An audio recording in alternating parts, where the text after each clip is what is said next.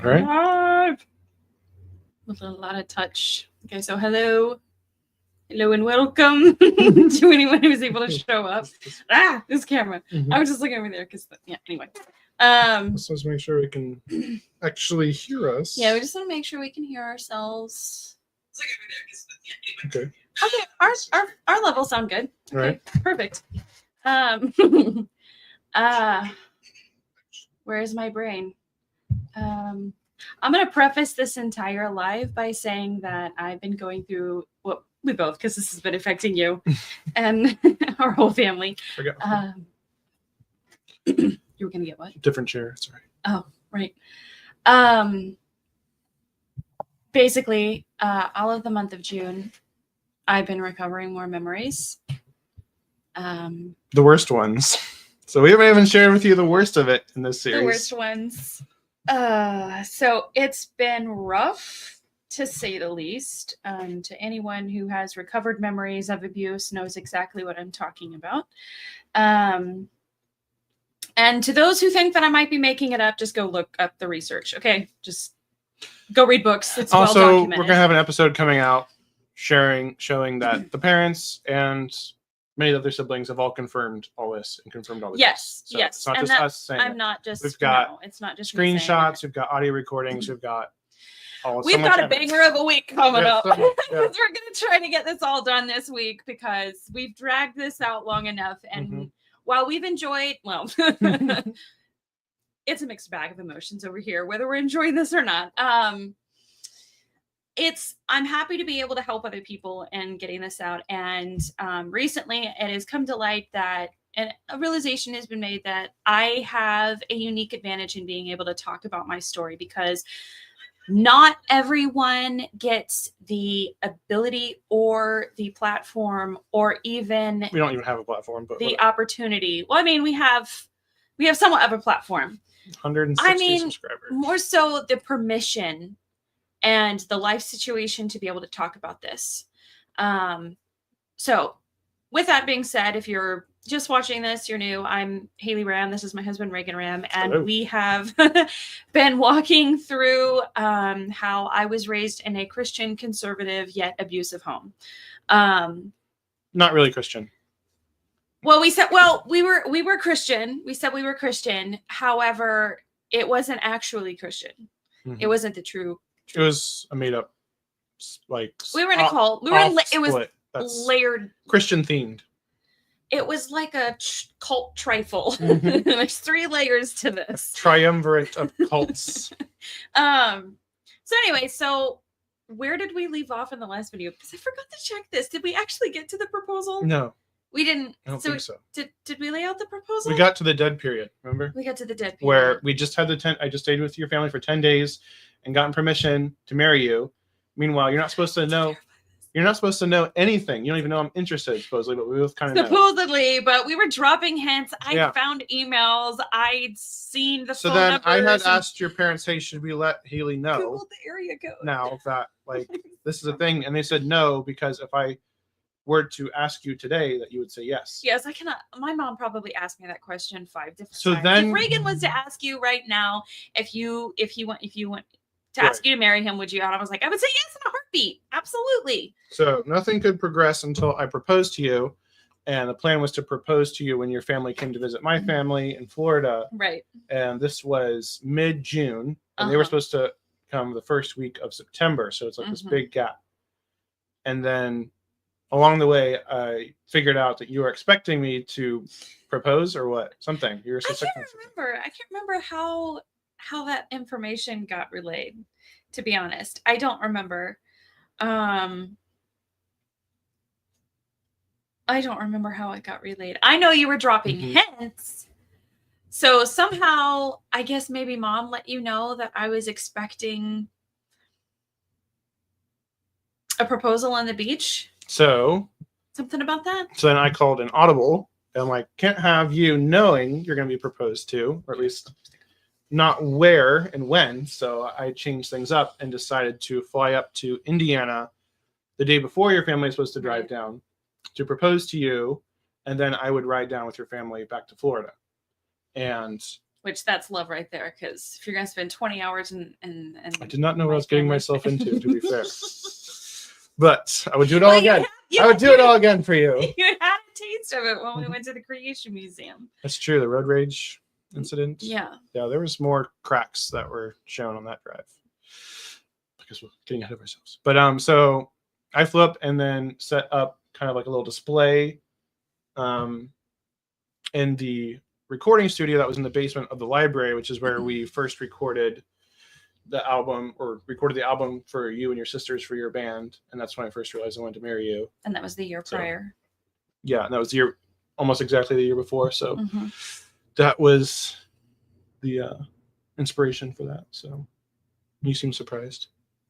I was definitely surprised. I had no idea what was happening. At this point, you and I had been. So this is the email I wrote to your dad explaining my idea. I didn't know you still had that. Mm-hmm. So yeah, so I was under the impression that I was just going to go to the library. Mm-hmm. I had planned to upload some videos because you and I had been exchanging just like funny short videos. Just I don't even know what all they entailed, and I don't know where they are now. But it wasn't anything like. It was just funny messages. I don't even know. And yeah, we so, couldn't really talk about anything substantial. No, we couldn't, sadly. Because we were talking in a group with many of your other family members because we Right. couldn't talk We were privately. supposed to have private Yeah. conversations. So,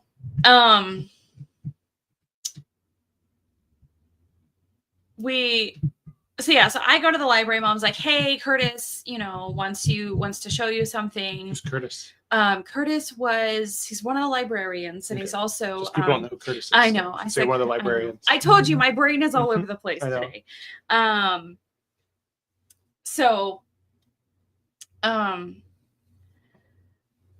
So yeah, we'd kind of gotten to know Curtis, and he was the one in charge of taking me to the basement, which sounds really creepy, and to the studio.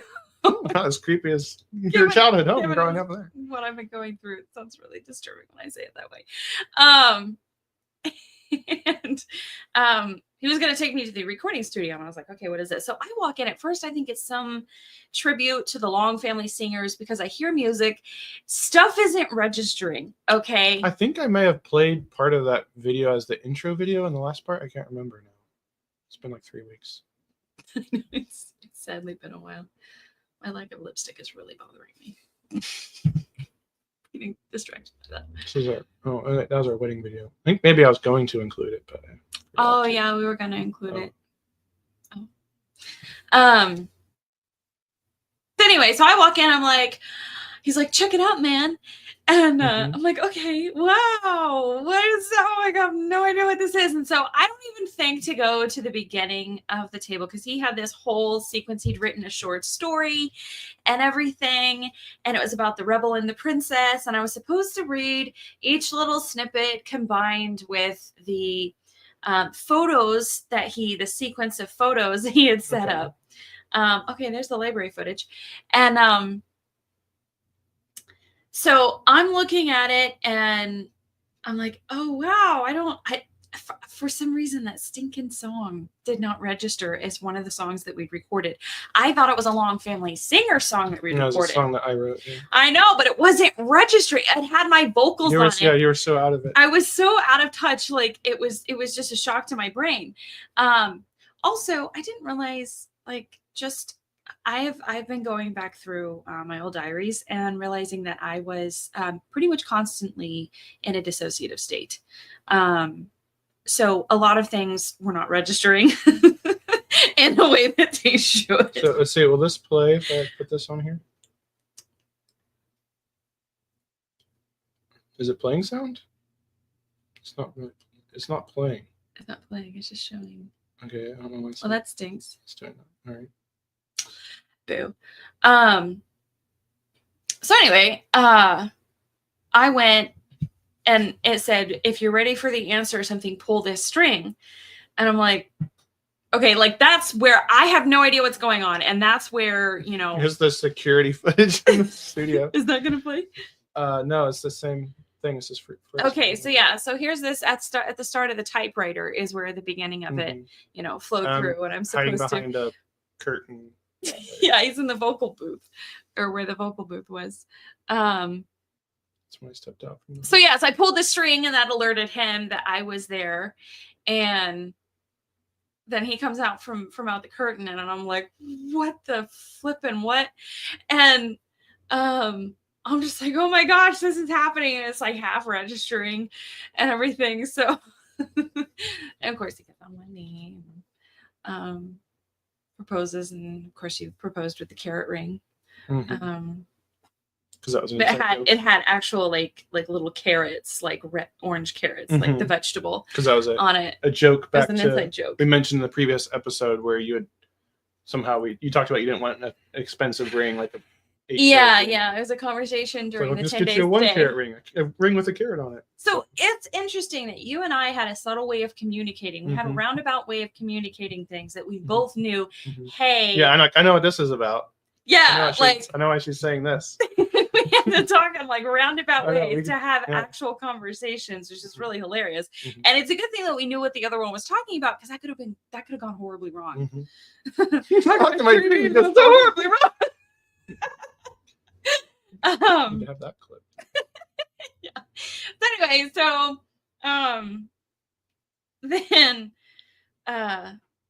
then he proposes and everything, and we hugged, which we technically weren't supposed to have any physical contact, which I didn't know that was the agreement. Like, because you were in the dark. No one had told you anything. I was in the dark. So I had been led to believe that because we were going to be betrothed, whatever, which went out the window anyway, we were going to be able to have some measure of touching each other, and we wouldn't have to have chaperones. I didn't think we were going to have the chaperones, which was usually a younger sibling attend any, like, we weren't allowed to be alone ever. Like, us being in the recording studio alone, like that was the first time we'd been alone like that. But we weren't courting or engaged or anything, so it was okay. It was fine. So we hugged everything, because I'm like, there's no, I think I said not everything, we just hugged. I meant hugged. Thank you for catching. We hugged everything. Thanks for catching my goose here, my brain. Okay. Yeah, we did some hugging. Just hugging. That's it. And I had said previously in a message, like, hey, I don't know how I communicated to you that hugging was probably going to be my reaction or whatever. You probably said something like, when the guy proposed to me, I'm probably going to have to. Yeah, something like that. So I wasn't too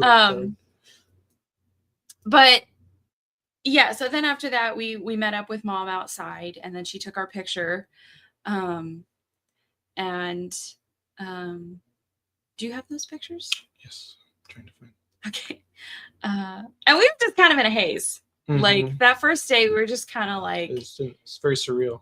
It was so surreal. Because we went from just being friends, not even having private conversations, to, we're getting married now. It's crazy. We're going to get married now. So big leap. Big jump. Big leap. So it was an adjustment for us, too. But it wasn't without... Like, we knew what was coming. We knew there was going to be an engagement. We knew this was coming. Like, we had talked about this. I had talked about this with several of my siblings. Like, this is going to happen soon. I'm sure of it.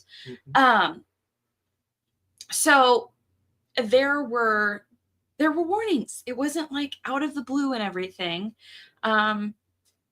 We talked about, like, this was gonna happen. So look how young. You can keep talking. I know, I just got distracted by the photo. But it was make a really good couple. So we we only compared to some dragged it out. It's Princess Bride. We dragged out like the telling people kind of thing. So we had we did this kind of thing, and because I switched. I did actually have a real ring. Yes, yes. I first proposed with the carrot ring. Yes, yes. You had the ring. And yeah, we kind of had this like teasing the public kind of thing. Like I said, our relationship was made pretty public in our circles. It wasn't like national news or anything. It wasn't anything like that. Just in our circles, it was all right, because you had blogs and a blog following. Yeah, exactly. And I think your mom shared it too. So then we go home. And everybody, I think we did talk about this in the last video where people were screaming and had to leave. Did we, or did we talk about it? Or is it somebody else we were talking about that too? No. I think that was somebody else we were talking to. We didn't talk about that. Because you only got to the dead period, remember? It's been a difficult couple of weeks. No, you're really off. I'm so off right now. So out of it. Okay, he's my apologies. So anyway, okay, so we go home, we get out of the van, and mom's like, surprise! And they think I jumped for some reason they thought, out of the van. I just remember this, they thought she was bringing home a puppy. So big disappointment when I came out of the car. She had told him she was bringing a surprise home. And they assumed it was a So they were all out on the deck. Yep, they're all waiting for this surprise. So I jump out of the van, you jump out of the van, and I hold up my ring. And it was like we just told them someone had died. That I was dying. Yeah. That I was literally dying. Like people just burst into tears, wailing, screaming. One sibling had to be taken, like driven away to go calm down. Leave the property. By another sibling. And the mood was just... And before this, so dark. We had established in the last episode that I was like part of the family. They called me brother. Your mom called me her son. Like I was really close with everyone in the family. My dad had written you letters. Yeah. Like, hey, you're great. Right. You thought that you would think that they would be happy. So it was very shocking. Here's the letter that Terry wrote to me. Yeah. Just so people know we have proof.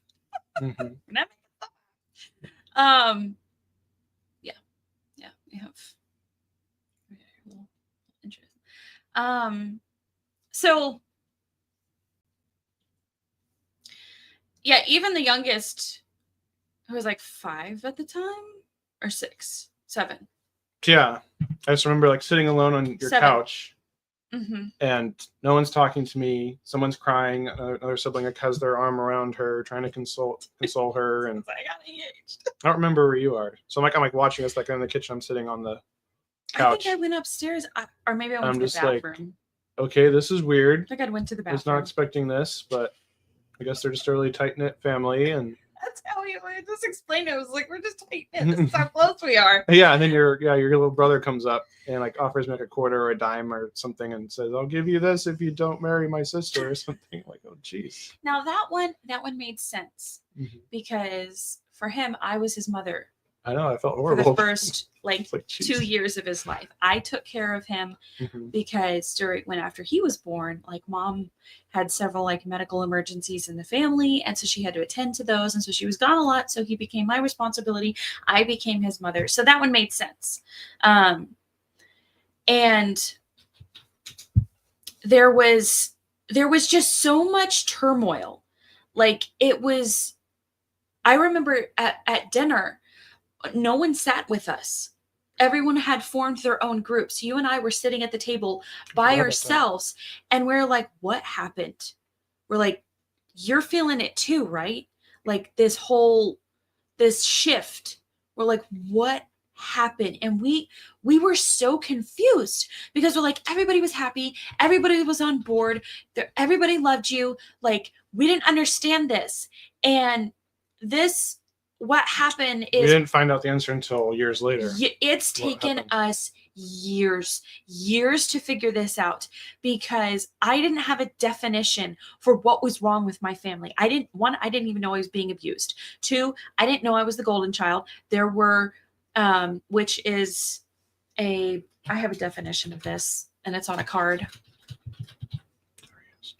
I know. I was kind of trying to slow it down. When did I share That that? should be after the shift. There's like the card right there. Hopefully it's Here's the shift. Here's the shifts. Okay. So a golden child is a term used to describe a child who is favored. It's fine. I got it right here. Idealized or perceived as perfect by their parents or caregivers, often leading to a skewed family dynamic where the other children may feel overlooked or undervalued. The golden child may be showered with praise, attention, and privileges while also being held high expectations and potentially expected to live up to their parents' own unmet needs or aspirations. And I think also for my unique situation, my mother lived her life vicariously through me, which was why I detailed this in the last Which episode. is typical for parents of golden children. Yes, typical of parents of golden children.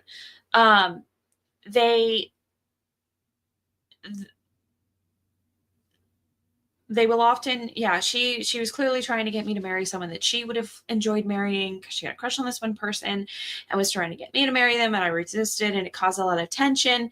And then the minute I got into a relationship and I became my own individual, which caused another problem because my family was an enmeshed family. Now, there are healthy bonds that happen in a family. When you are close-knit and you are tied together in a healthy manner, you can be close-knit, but there's still individuality. There is still individuation. There's still autonomy. And people have their own personalities and they have privacy. And enmeshment describes family relationships that lack boundaries, such as those in which roles and expectations are confused. Learning how to set. So the children have to parent the parents. Yes, we often parented our parents. We were, there were phrases like, it's up to you to fix our marriage. Mm-hmm. Like that was another phrase thrown out to another sibling. Enmeshment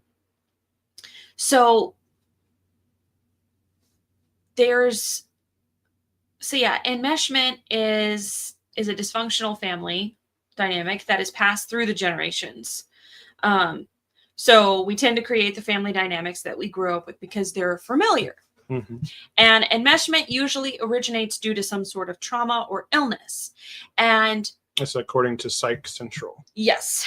So these are, documented psychological definitions and phenomena that we didn't make these up. No, this is not my own definition. And I didn't even realize I was the golden child. Back to that for a second.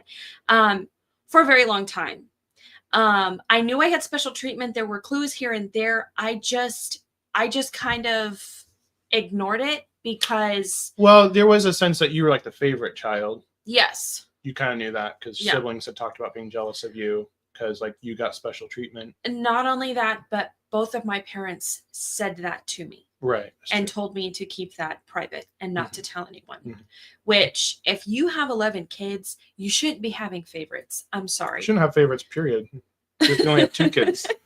That's awful. Exactly. If you have more than 1 kid, you should not have favorites. Yeah. And if you do have favorites, you keep that to yourself. But there was a lot of what's called... If you do have favorites, find a way to love your other children the same way you love the favorite child. Yes. Because you can do that. Yes. Just you're not appreciating them the way you should be appreciating them. No, and the way we were raised was there were personalities given to you. Like it wasn't the parent uncovered who you were. The parent put on you who they thought you were, who they assigned for you to be. So there was this. So when I got engaged, a few days afterward, I changed my password on my Gmail account. And the reason this is significant is because I did not have my own working phone. I had a phone I had my own phone that was given to me by a friend. It was her old one that she didn't need anymore. And it didn't have cellular. Yes, didn't have cell service, but it worked when in Wi-Fi. But if I wasn't in Wi-Fi and we lived way out where there was no Wi-Fi, at the time, I think they've since changed that. Did your mom get Wi-Fi through her phone or something too? Ethernet. She had to connect Ethernet to her phone? Yes. How did that work? With a dongle? She had it through an app. She was grandfathered in through this Ethernet app. Weird. And that's how we had internet. Was her phone had to be connected to the laptop. Okay. Through a dongle. So it's very it was. I just remember it's very difficult to get internet access and to talk to you. Yes, it was very, very difficult. So all of my accounts were on mom's phone, my Facebook accounts, my Gmail account, which meant my Google Drive, my YouTube, like all of it was on there. And she had access to all of it, which I didn't really think about how that was a problem until he and I start conversing, sharing things privately. And I found that one of our videos had been opened at 5:06 a.m. And I was like, were you up at 5:06 a.m.? Right, because you had sent me like a video because you were just like sending me little encouraging videos for me to watch later because we weren't able to talk during the day. Yeah. So I sent like, incentive, like little like, hey, how you doing? Like everything. And yeah, you just talk about how your day was. And yeah, it's like nothing crazy. No, it wasn't anything crazy at all. I was a very conservative, I was in the purity culture. There wasn't going to be any of that. One time, I don't know if I should share this. One time you did wear jeans in one of your videos. So like, ooh, kind of try to tease me. So that was a little risque. Shame. That was a little risque. I mean, we were crossing a line that time. Really crossing the line there.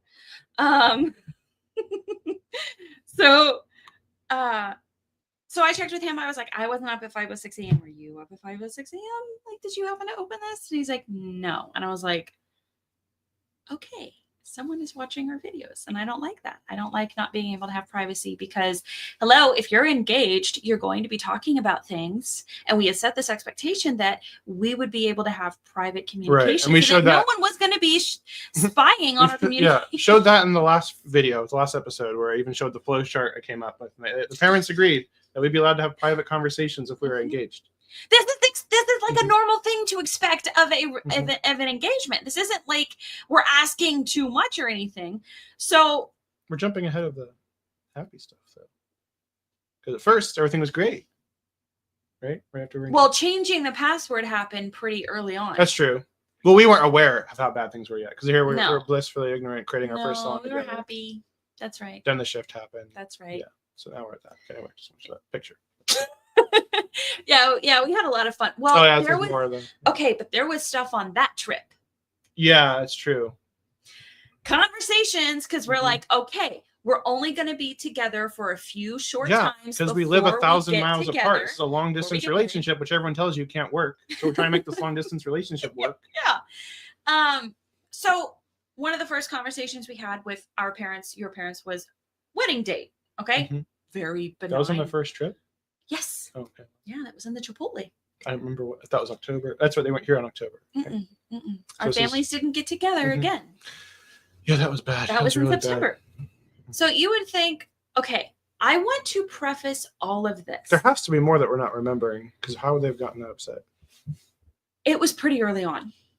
Remember, my mom was in such a bad mood from the moment we got engaged. From the moment we got after the library when I proposed, the moment we got back into the car, she just has this permanent frown on her face, like her face is etched in stone. Yeah. And like has nothing to say. And she's so upset she even stops at the post office, gets out, goes in, and leaves us alone in the car together, which is not supposed to be a thing. You're supposed to have chaperones or everything. And we're like looking at each other like, okay. And then like we didn't do anything, we just talked and stuff. But then she comes back and she's like, oh, I just realized I left you alone. Oops. Like, okay. Yeah, we're kind of like we were tripping over everything. We didn't really care. I couldn't remember which direction to go. Like I was like, wait, what is left? What is right? So that's the other thing. It's like we were demonized for being happy together, for being like on cloud nine. And it's like, no, we're supposed to now we're supposed to be paying attention to the rest of the family more than we were even before we were engaged. Yeah, it made no sense. And this is like the only time we had like 1 week. I don't remember how long it was. I was like 8 days. 8 days. We had like 1 week we're going to be in person, and then we don't know when we're going to see each other. Maybe it was 10 days. We didn't know when we were going to see each other. I don't remember. We had to pack a lot into there. We had and we just went from being friends to being engaged with no in between. Yeah. So we had a lot of like trying to share the emails that you had sent to my parents, the email exchange, you were letting me read the answers.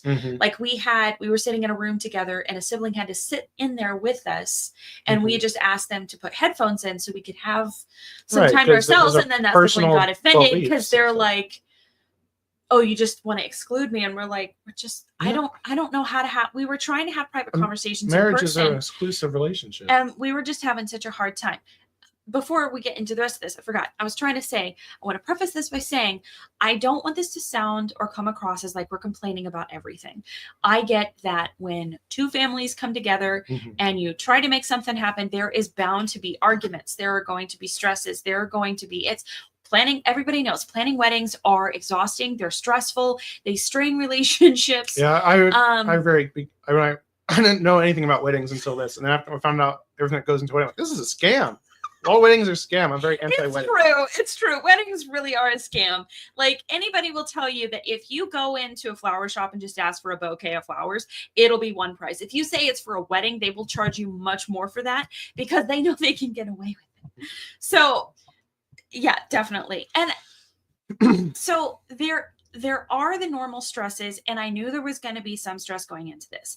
What we're going to detail is unhealthy things that went down that should never have gone down this way in the first place. And it's because of the enmeshed family system that we were operating within, but we didn't even know what we were operating in.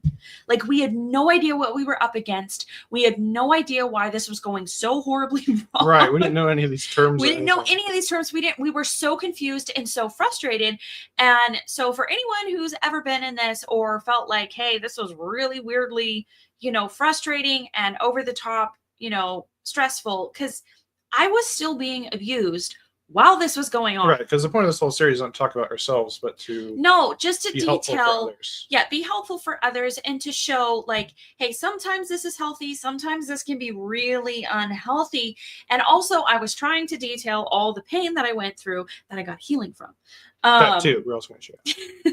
That's kind of why I was hitting on some of these like really frustrating points, but also just 2 episodes from now. We're almost to that healing. Almost there. So there have been moments that were like big red warning signs, like this isn't normal. And we just thought, I don't even know what, we were so confused. We were just really confused. We have been so confused for so many years. Like, I cannot tell you how many times. Because their biggest complaint was that we were excluding them. And I grabbed the girl and ran. Yeah. And I get to that. Yeah, we get to that. We get to that. So while we're on, our families are together. Oh yeah, this is good. I want to touch back on this enmeshment. The symptoms of enmeshment. Yes, because I didn't realize that wasn't in here. Sorry. It's okay. So yeah, this comes back to realizing that we were operating within an enmeshed family system. Should put this over here. So some of the signs that you may be wondering, like, hey, how do I know if I'm in an enmeshed family? I've talked about this in another video, but I want to detail it again here. So everybody's... Because, we can't assume everyone's watching all these videos. Yes, many. So some of the symptoms are there's a lack of emotional and physical boundaries. You don't think about what's best for you or for what you want. It's always about pleasing or taking care of others. Now, I want to preface that by saying, like, yes, it's good to think about other people, but when it's coerced, it's forced, it's out of a need to survive, that's not healthy. You feel responsible for other people's happiness and well-being. You're guilted or shamed if you want less contact. Don't talk to your mother every week or want to spend a holiday without your parents. Or you make a choice that's good for you, such as move across the country for a great job opportunity. Yeah, they did not want you to move to Florida. Even they did not want me to move. That's where I lived. I had a job. I went to school. They were still trying to get it so you could stay in Indiana even after we were married. Like somehow have me move up there or something. Yeah, even though you're. And when we did the first time we visited them, they got upset that we stayed in a hotel. Oh, instead. Archie's screaming. You might get. I'll keep running through this list. So. Yeah, your parents' self-worth seems to hinge on your success or accomplishments. Your parents want to know everything about your life. Okay, that might seem like really sweet and everything. Oh, they want to be included. But when it's, hey, you're not telling me everything. And I think I've talked about how in previous episodes that we kind of had this system set up where if we did anything, we were forced to confess it to our parents. And it was under the guise of, hey, it's under our roof. But this went to like, hey, I read this book that I don't think, you approve of, and I feel really guilty about it. So now I need to tell you about it. So yeah, so parents wanting to know everything about your life. like details that they really shouldn't have the knowledge, that, you know, really private stuff. Your parents' lives center around yours. Your parents don't encourage you to follow your dreams and may impose their ideas about what you should be doing. Family members overshare personal experiences and feelings in a way that creates unrealistic expectations, unhealthy dependence, confused roles. Often enmeshed parents treat their children as friends, rely on them for emotional support, and share inappropriate personal information. I cannot tell you how much inappropriate information I know about any and all of my siblings. Say something. Oh no. You probably shouldn't. You feel like you have to meet parents' expectations. Perhaps giving up your own goals because they don't approve. You try to avoid conflicts and don't know how to say no. You don't have a strong sense of who you are. You absorb other people's feelings. Feel like you need to fix other people's problems. And again, that's from psychcentral.com. I don't know if there's any more. Okay. Starting to get a little angry. Spoiler. Want to say hello? You look very confused. You are grumpy. You look grumpy. Oh, you. Now you happy. All right, so Okay. where are we back to? Meeting at Chipotle? So yeah, we weren't going to be together too much before actually getting married. So we had a lot of ground to cover before we could, you know, so we had our engagement photos, photo shoot. We had the engagement celebration. We had the dinner together. That was really nice. That was very nice. There were some really great moments. There were very, very great moments. And yeah, so then we go to Chipotle to try to discuss wedding plans with both our parents. And we couldn't agree on a date because we wanted to get married in January, which we didn't think that's 3 months, I think, was 4 months. 4 months. It's 4 months. And my sister had previously gotten married within 3 months after she got engaged. So I was like, we've done it before, but 4 months, you know, that's not too much of a big deal. Whoops. But they,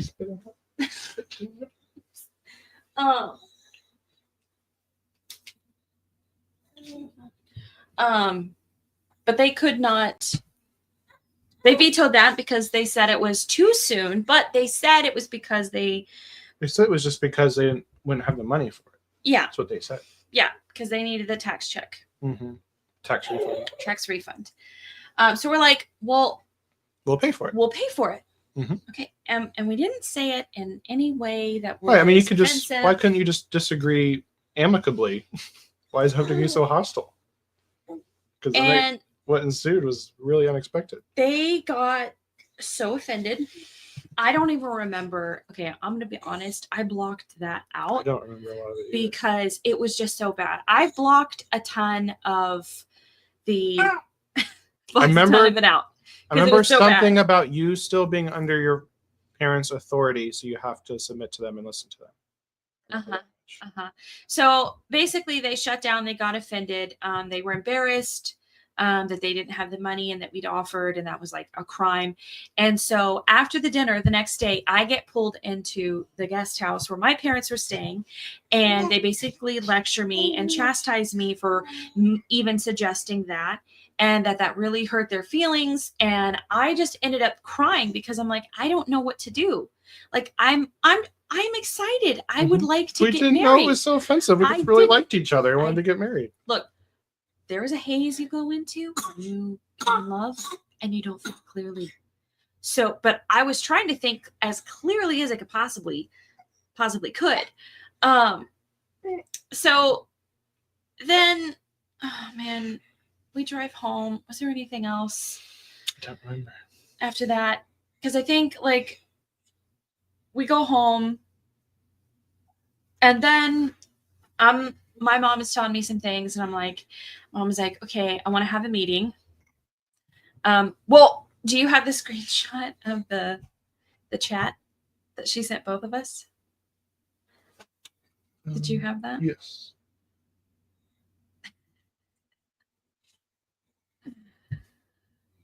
So she sends us this Hangout chat to both of us. And Yeah, Google Hangout. Mhm. We're having some issues here, and we think the best way to deal with it is to address you both. Okay, so this was 12 days after we got engaged. First, we figured out a real downside to no courtship or stated relationship. There was no adjustment period for any of us.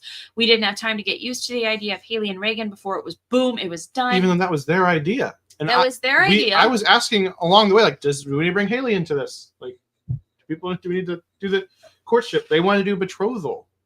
Yeah. As we illustrated in the last episode. Secondly, and the bigger issue, we all feel like we've been cut out of your relationship. We've always said that when our children marry, it is very important to all of us that the person coming into the family actually join together with our family rather than grab the girl and run. But the two of you have made your relationship so exclusive that it has caused problems with every member of our family. No one feels part of this. We understand that your marriage will be an exclusive relationship, but we never imagined that we would all be cut off during this time period, and we have 7 months to try to endure this. Just because we wanted to just talk to each other. Yeah, because the only thing we could agree on was April the 8th was when we were going to get married. Reagan, your dad tried to caution you about this that night at Chipotle. I couldn't say anything at this point, though I would have liked to, because I had already been shut down. I wasn't even yelling. I don't know. No, there was no yelling. There was no yelling at all. We're at Chipotle. We're not going to be raising our voices at Chipotle. We're not Terry. Oh my gosh. So this is what we're saying. We're like, okay, what we're trying to figure out, because like we've been including people on conversations. Also, like, in one of the 400 questions I answered, I specifically said we're not joining a family. We're separated. We're not joining either of our families. We're separating and starting our own family. So if they had a problem with that, they should have said that back then. When answering those 400 questions for them. Yeah, and it's like once the engagement happened, it's like all memory of any conversations about the two of us had been wiped from their memory. And I don't feel like we were excluding people. It was just we had just gotten engaged, and we love each other, and we haven't seen each other in months, and we just got engaged. And it was all brand new. And we wanted to talk to each other. I didn't feel like talking to other people. Yeah, because we knew that we weren't gonna have. We weren't gonna actually have like FaceTime. Like actual in-person time, not a whole lot of trips. I think we counted it up, and it was like less than a month total. We spent in person. All the time we spent together in person before we got married. So then they're like, okay, we're gonna have a family meeting, but Reagan's not allowed to attend. So I'm like, okay, great. We're going to air all our grievances. Cause I'm like, I felt like mom kept undermining mine and Reagan's relationship. So I was going to, bring up my grievances. They were going to bring theirs. One of their grievances was that I just left them alone with people that they barely knew, and that was really awkward for them. And I was like, that's funny, because you guys have never had problems being friends with people before. Yeah. So meet some new people. What, and I'm like, you've met these people. This isn't, I'm like, I don't even know like what to do with that. Yeah, your parents had met my whole family before. Yes. A year before. Yes. I know. Before we recorded the album. I know, it's insane. That's insane. When we first moved to Florida. And I bring up these points because there were so many conflicting messages. It was this, then it was this. It was this, then it was this. There was no consistency. It was all over the board. It was black and white. It was, we hate you now, we love you now. There was no good. It was a mess. And like in this meeting, I'm like sobbing, like crying, because I'm like, I don't know what to do with this. And like, so I go to bring up my grievances, and my mom was like, how dare you? How dare you even suggest that? And I was like, whoa, what the heck? And there was how yelling. Dare you should like to say that. There was, it was a nightmare. So is that when you had the injury? Yeah. So then, you wrote an entry after about it, and that's where I said I'm starting to get a little angry.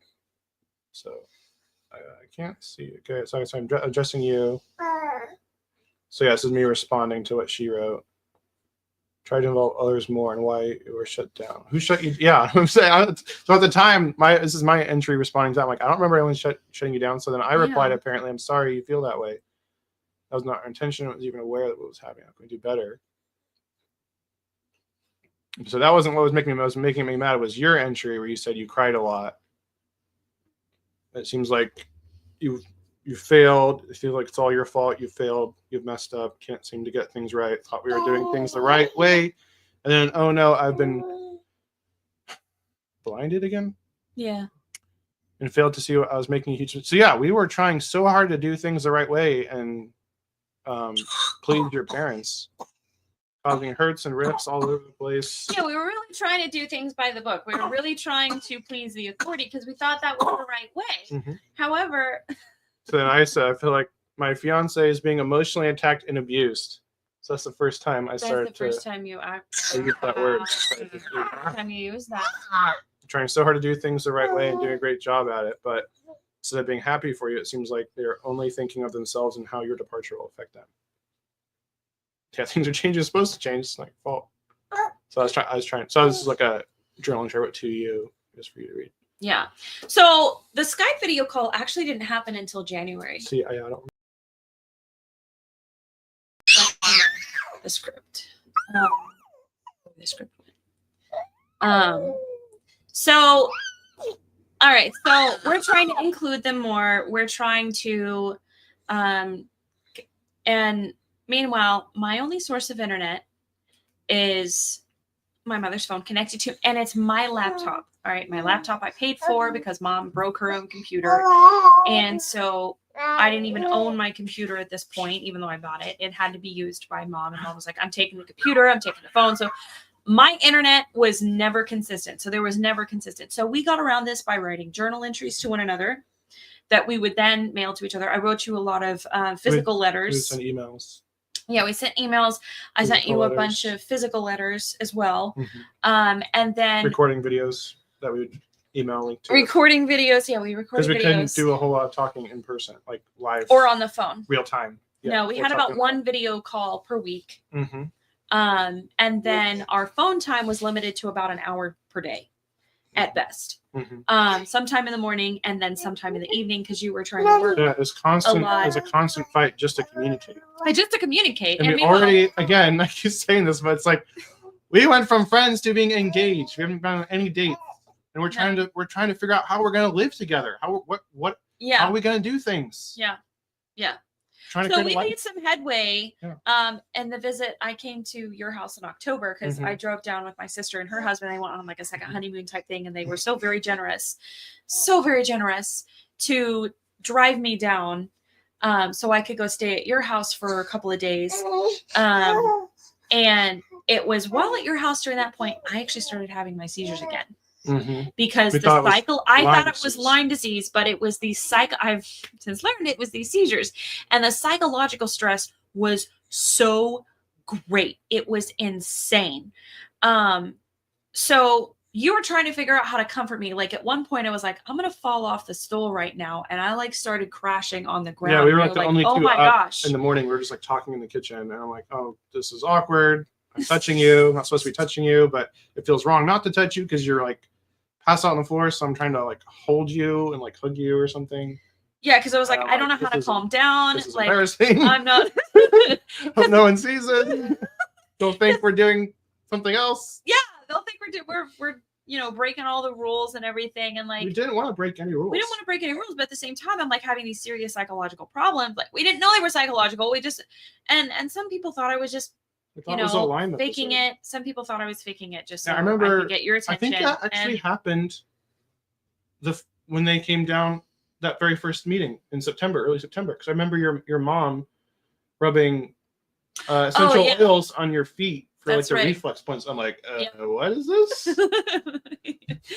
Yeah, because I would get severe heart pain, and we figured out on the left hand if we rubbed this clove oil, then all the way up my arm, it would stop the heart pain.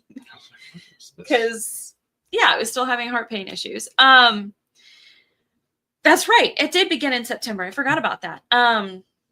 Because I've just been a lot of it blocked out. So there were these points of just constant friction of just trying to have normal.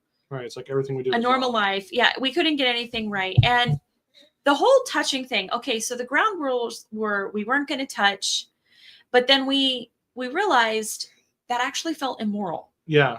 That was one of the most shocking things was just like, we're supposed to have a hands-off engagement, courtship or whatever. But yeah, like I thought, okay, I'm gonna be probably tempted to do the wrong thing and touch you. Yeah. And so I'm gonna have to like resist that temptation. But it's actually the other way around. Mhm. It felt immoral not to touch you. Yeah, because I we feel had like I was already doing wrong. agreed that Yeah. we were going to be married. We were Mhm. like, I remember like, oh, I could kiss you so bad. Mhm. And I was like, oh, I felt so guilty for it because I was like, I can't do that right now. And meanwhile, I my didn't feel mom is guilty. telling I didn't me, feel guilty at all. my mom literally sat me down and was like, you shouldn't be thinking about that at all. Well, because that's what also people talk about is like, oh, with conservative sheltered virgins, it's so awkward for you to try to get into touching. But no, it was the opposite. No, For I me. kind of like, It was like, this feels not wrong to get too like, you know, TMI, but you had no idea. We had not discussed anything about that. Mm-mm. Like any of that, like intimate stuff. Oh, I think our first conversation about that was like, am I gonna get Lyme disease? I remember us walking the beach. So that's an example of one of the conversations we're having that we don't want other people to hear. Because apparently that can be transmitted. Yes, it can be transmitted. Yeah, sexually. And so we're kind of like trying to figure this out. It's like we're like, oh, you know, conversations you kind of have to have if you're gonna, you know, get married to somebody. But I was being told early on, like, my mom was like, you might feel some weird sensations, strange and alien okay? sensations. This is how she described it. You're gonna feel something weird, and you're not supposed to really think about that right now. You just stop thinking about that. And I'm like, okay, no, you better be thinking about that. If you're gonna, you better have already thought about that before you said yes to getting married. To the person that you're gonna get married to, you have no business marrying that person. So marriage, by definition, is a sexual relationship. That's literally the definition of it. Is you're agreeing to. Yeah, there's friends, and then you know, that's friendship what is part of separates marriage, the friendship from a marriage. So that's the only difference. Like our relationship was one way, and then the difference is I want to be able to have sex with you. That's how I want our relationship to change, basically. And I'm gonna spend the rest of my life doing No, that. you're not supposed to be even thinking about that. Obviously, there's more to it than just that, but that's a major part of it. So, yeah, considering it, thinking through it. So one of the I remember now the thing we were gonna get, the expectations thing. Dang it. Oh, I forgot. Yeah. I forgot about that. I knew there was one more thing. There's one more thing we were gonna grab. So some of the things that we were trying to Gmail. Trying to talk through, because since we were going into this with no information, we don't know, you know, how this is gonna go. You had written a book for your wife. Yes. Because I had read like close to 30 marriage books before we got engaged. Yeah, and I'm like, we both read a lot of marriage sounds awful. I don't know that I want to get married. And I was reading some of the same marriage books. Terrified. Although I was reading books about how to be a wife, which you had not read those. So you didn't Basically, know all the marriage existed. books make wives seem absolutely horrible. They do. And as a man, you're just going to have a miserable life, but here's ways to make it less miserable. Now, I have since understood why a lot of those books sound that way. No, not at all. A lot of these women are traumatized and don't know it. So they're operating from a place of being traumatized, and we're writing marriage books and trying to normalize what a traumatized wife looks like. And we don't even realize this. That's a whole story for another day. So anyway, so he had written this book, like, here's some of the expectations, here's how we're going to resolve conflict. Here's, you know, we need to be on the same page for things. Here's why are we getting married? Here's some of the reasons why we're getting married. And I was like, yeah, I agree with this. Like, I read through the book and like gave my feedback, and we talked about things. And then you're like, okay, so I have this idea. I think you're like, I've boiled down like why people have arguments is unmet expectations. Mm-hmm. That's what I deduced from all the books was basically almost every problem in marriage comes down to just the husband and the wife have different expectations. So you created this yourself, correct? No, I got this from a book. Okay. From one of the books. So it was this, I think it was 80 questions total, in which we would answer the questions and then put like question, Stephen. ask each other. Like we answered these separately, so we didn't see each other's answers. Yeah, so we each answered separately, so we wouldn't be biased. Yeah. That's not what I want. And then after the fact, we shared our answers with each other, and then so yeah, it's a discussed bunch through them. of questions, and then you give a rating on how important that is to you. Yes. Like romantic vacation. Okay, yeah, for some reason that's not graded. I guess this might be a finished version or something. I don't remember. Give up friends. Patience. These aren't kind of big ones. I know there was like, if you're gonna spend vacations at your in-laws' house or something. Yeah, we'll have like, how many kids we will have children. Yeah, how many? Yeah, I know we answered these. This must be an earlier version or something. That wasn't finished, but yeah. So yeah, so that's how we. So I would score how important they were, and you would leave a score. So I guess maybe these are yours, maybe these are mine. I don't remember. Yeah, there's like regular church attenders. Oh, did we disagree on that one? And then I guess one of these was yours. I'm guessing the black was me and the red was you. I don't remember. Or the other way around. I'm not sure. No. Ooh, rebelling against the book again. That was mine. Okay. So yeah, then we left comments and stuff. 2 to 8. That doesn't make sense. I don't know what I was thinking. Anyways, so that's an example of this. Anyway, so yeah, so we went through this. Okay, so we had a pretty. Yeah, there was more in here. There was a lot. Let's go. Tithing, entertainment, worship stuff, theology, church denomination. We'll merge beliefs and have a few theological differences. Thankfully, yeah, that's worship style. We'll enjoy the same kind of worship experience. Yeah. Yeah, financial finances, like retirement, giving them savings. Yeah. So this is what we went through all of these. We were pretty detailed in what we wanted, but yeah, and then the question I think a lot of is like, if you've never, I don't know, this might be too much for the conversation, but what are you going to say? You don't know what I'm going to say, do you? You're a little terrified, aren't you? I'm always a little terrified. That's why you married me. Mm-hmm. Keep you on the edge of your seat. Mm-hmm. But like, okay, so purity culture, how much do we actually know? If we've never dated, how do you possibly know you're going to be compatible? So I realized I was never really in the purity culture. Yeah, you realized you weren't in the purity culture. We have since realized. So I was told that I was not in the purity culture, but I can assure you, like we even wrote articles like 10 reasons why we're not in the purity culture, blah, blah, blah, blah, blah. And I'm here to tell you, I read that blog post after the fact and I'm like, oh, I was stupid. We were in the purity culture, like hardcore in the purity culture. No question. I've dealt with the effects of that. Yes. So we were being encouraged not to approach, the topic of the bedroom until 2 weeks. Just on your side. On my side. On my side. But my parents thought they were going to dictate you too. And that's why they got upset, because they realized early on they couldn't control you. No, they cannot. They couldn't control you, and that's why they didn't like you. So I was told that I wasn't going to get talked to about this until like 2 weeks before we were married. And you were like, I don't think so. Like we had many conversations on whether or not we should even be talking about this, but we were like, this is the glue to marriage. The two biggest, again, reading all the 30 marriage books, like the two biggest causes of divorce are finances and the intimate relationships. So the intimate relationships. I'm like, no, we need to talk about these things. You gotta have to talk about this stuff, okay? Like if you don't talk about it and you don't set expectations, you don't find out, what do we? You have to agree about things. Okay, so these are the nature of our conversations.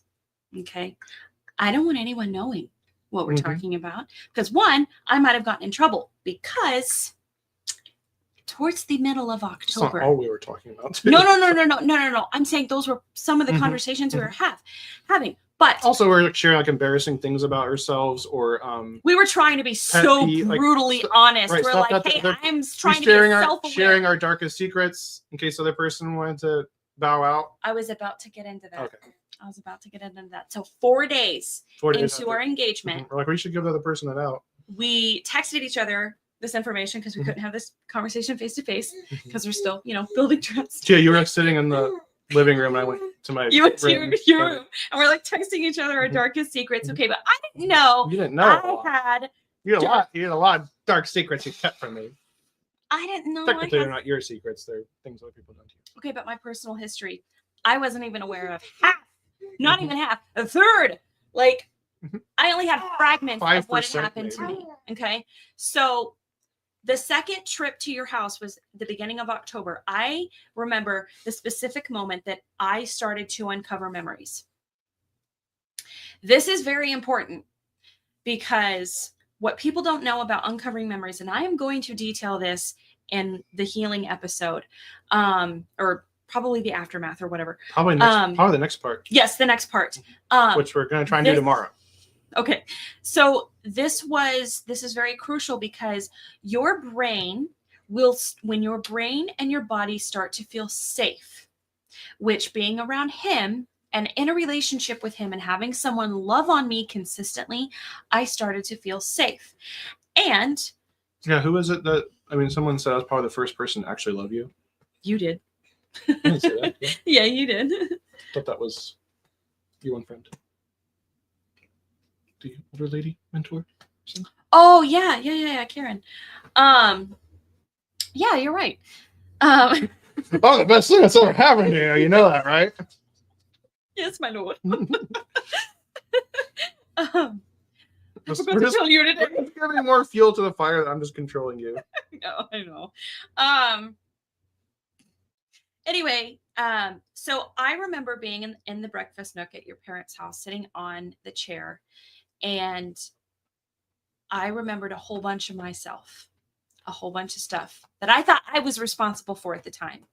And I've detailed this in the beginning. 5 years old. Things that happened between me and another sibling, things that I thought I was responsible for, and I felt so much shame. And you were getting raped by an older sibling. No, yeah, I didn't know that at the time. I thought it was my fault. I thought it was consensual.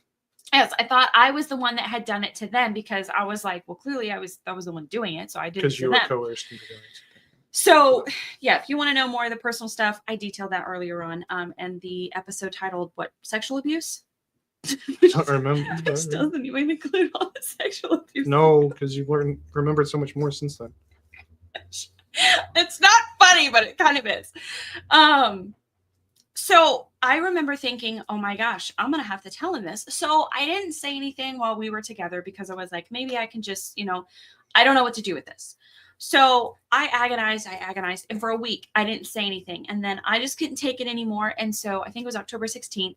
I stayed up all night writing down everything I could remember that I'd ever done that was ever horrible. And I was like, he deserves to know this. I sent the document to you. Just remembered something. What? Keep going. So what? I think I remember. Sorry, I think I remembered one of the reasons why your mom said you shouldn't have told me. Do you remember? Didn't I have it written down?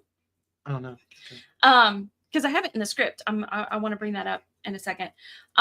So I sent over the document to you to read on Sunday morning and or Saturday night. I sent it over. I was running sound at the church at the time, so I'm like moving sliders around, like reading on my phone. It seemed you were so upset. This was very graphic stuff. I was trying to be as honest, and it was a lot of the sexual stuff that had happened to me when I was a kid and up through my teen years. I was trying to be detailed because I'm like, look, he deserves to know everything that happened to me. And I was sure that I was like, he deserves to have the choice to walk away if that's what he wants, if he wants to be involved with someone like me with this kind of history, with this kind of past, because So you did warn me. I did warn you. I just didn't know everything I needed to warn you of. I'm sorry. No, it's okay. So in my culture, women who were sexually tainted were seen as less than. So your value was tied to your sexuality. So if you were a virgin and you had nothing done to you, even if you were raped and it wasn't like consensual, you were still considered tainted goods. Okay. So this was the belief and especially if you couldn't have children. And there was a possibility that I could not have had children because of all, even more so now, it's a miracle I have children. Because we know other women who've been through similar things and they are not able to have children. Exactly. Well, So I sent this document. We had a singing gig. So I'm like half there mentally. I'm like very distracted. I'm listening to a song you sent me on the way there. And I'm thinking this could all go away. This might be the end of it. I might have just like, why did I have to be so honest? But I was like, I wanted to be transparent. I wanted him to know. So I sent you the document. Mm-hmm. Wish I hadn't deleted it. I know. You told me to delete it. And my mom told me to delete it. Part of me thought I should keep this just in case, but I didn't want to violate your trust, so I actually deleted it. I wish we hadn't deleted it. I wish you had violated my trust. I don't know. If I know now. So, what was that like for you reading that? Because this whole story affects the spouse that affects you. I was just devastated for you, and then and upset that you were taking that on yourself. And I'm like, no, like what you're describing is you were raped. You're a 5-year-old child. You can't take responsibility for that. You didn't know what you were doing. You were being forced into it by an older sibling who didn't know what they were doing. Yeah, so we had a Skype call later that Sunday, and I was in the camper trailer, and you and I were Skyping, and you were telling me this. You were like, you were raped. And I was like, what? No. You're like, and that's the other thing. You like, were sexually I think abused. I had to look it up too, because it was a female doing it to you, and people don't really see females as abusers or even think females can rape. Especially not another, or that female. It's that bad if a female does do it to you. But rape is just any kind of sexual penetration for sexual pleasure. Yeah. So, by definition, by legal definition, you're telling me that I'm still valued, I'm still valuable, you still want to marry me, and you're like nothing without the other party consenting, obviously. Wait, what? The bill on rape, the rape definition. Okay. Obviously, the other party can't consent, and you're a 5-year-old child, so you can't consent. Yeah, okay. Children cannot consent. So there was, we're having this moving conversation. You're telling me I'm so beautiful. I'm crying. I forgot to lock the. I think I said I wanted to marry you even more now. Yes, you did. You did say that. So Mom I always wanted to marry someone I had to somewhat rescue. So thank you. Yeah, you just didn't realize the extent that you were rescuing me. Then you've had to realize that after the fact. Sadly, sorry, it's not quite as impactful after the fact, but it's too many fairy tales growing up, I guess.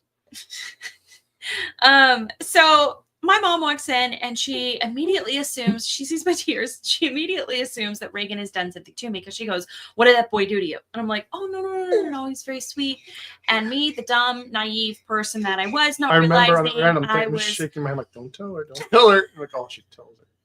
I thought, okay. So I was under the impression that we were going to try to have an open communication with my parents, because I'm still under their authority. I'm operating with this belief that, I'm still living under the roof. I'm under their authority. They deserve to know. I have to tell them everything that goes on. I don't remember now why I didn't want you to tell her. I don't remember. Because I wasn't aware at that time. Things had just gone so poorly at that point. We had been engaged for a month. Over a month. Because I could see myself thinking, yeah, you should tell her. But I remember. Yeah, but for some reason you were like, I don't think that's a good idea. I don't think you should. So anyway, so I tell my mother, I'm like, look, I tell her exactly what I told you. And she gets this confused look on her face and she goes, "That never happened. What are you talking about?" And I'm like, "What?" I'm like, "You walked in on me." So at this point, I did not realize that she was gaslighting me. I didn't have a definition for that. I didn't know that she was trying to get me to think that that never happened. In its simplest form, gaslighting is trying to convince you that the reality that you know and you believe is true is not true. So if I look at you and I say, that apple's not red, that's me gaslighting you, trying to convince you that something did not happen, or something, the reality is not what it is. Right, I know what it is, just in case anyone watching doesn't know. Yes. No, thank you for including that. So in this, so then she comes back. This is gonna be one of those kinds of shows.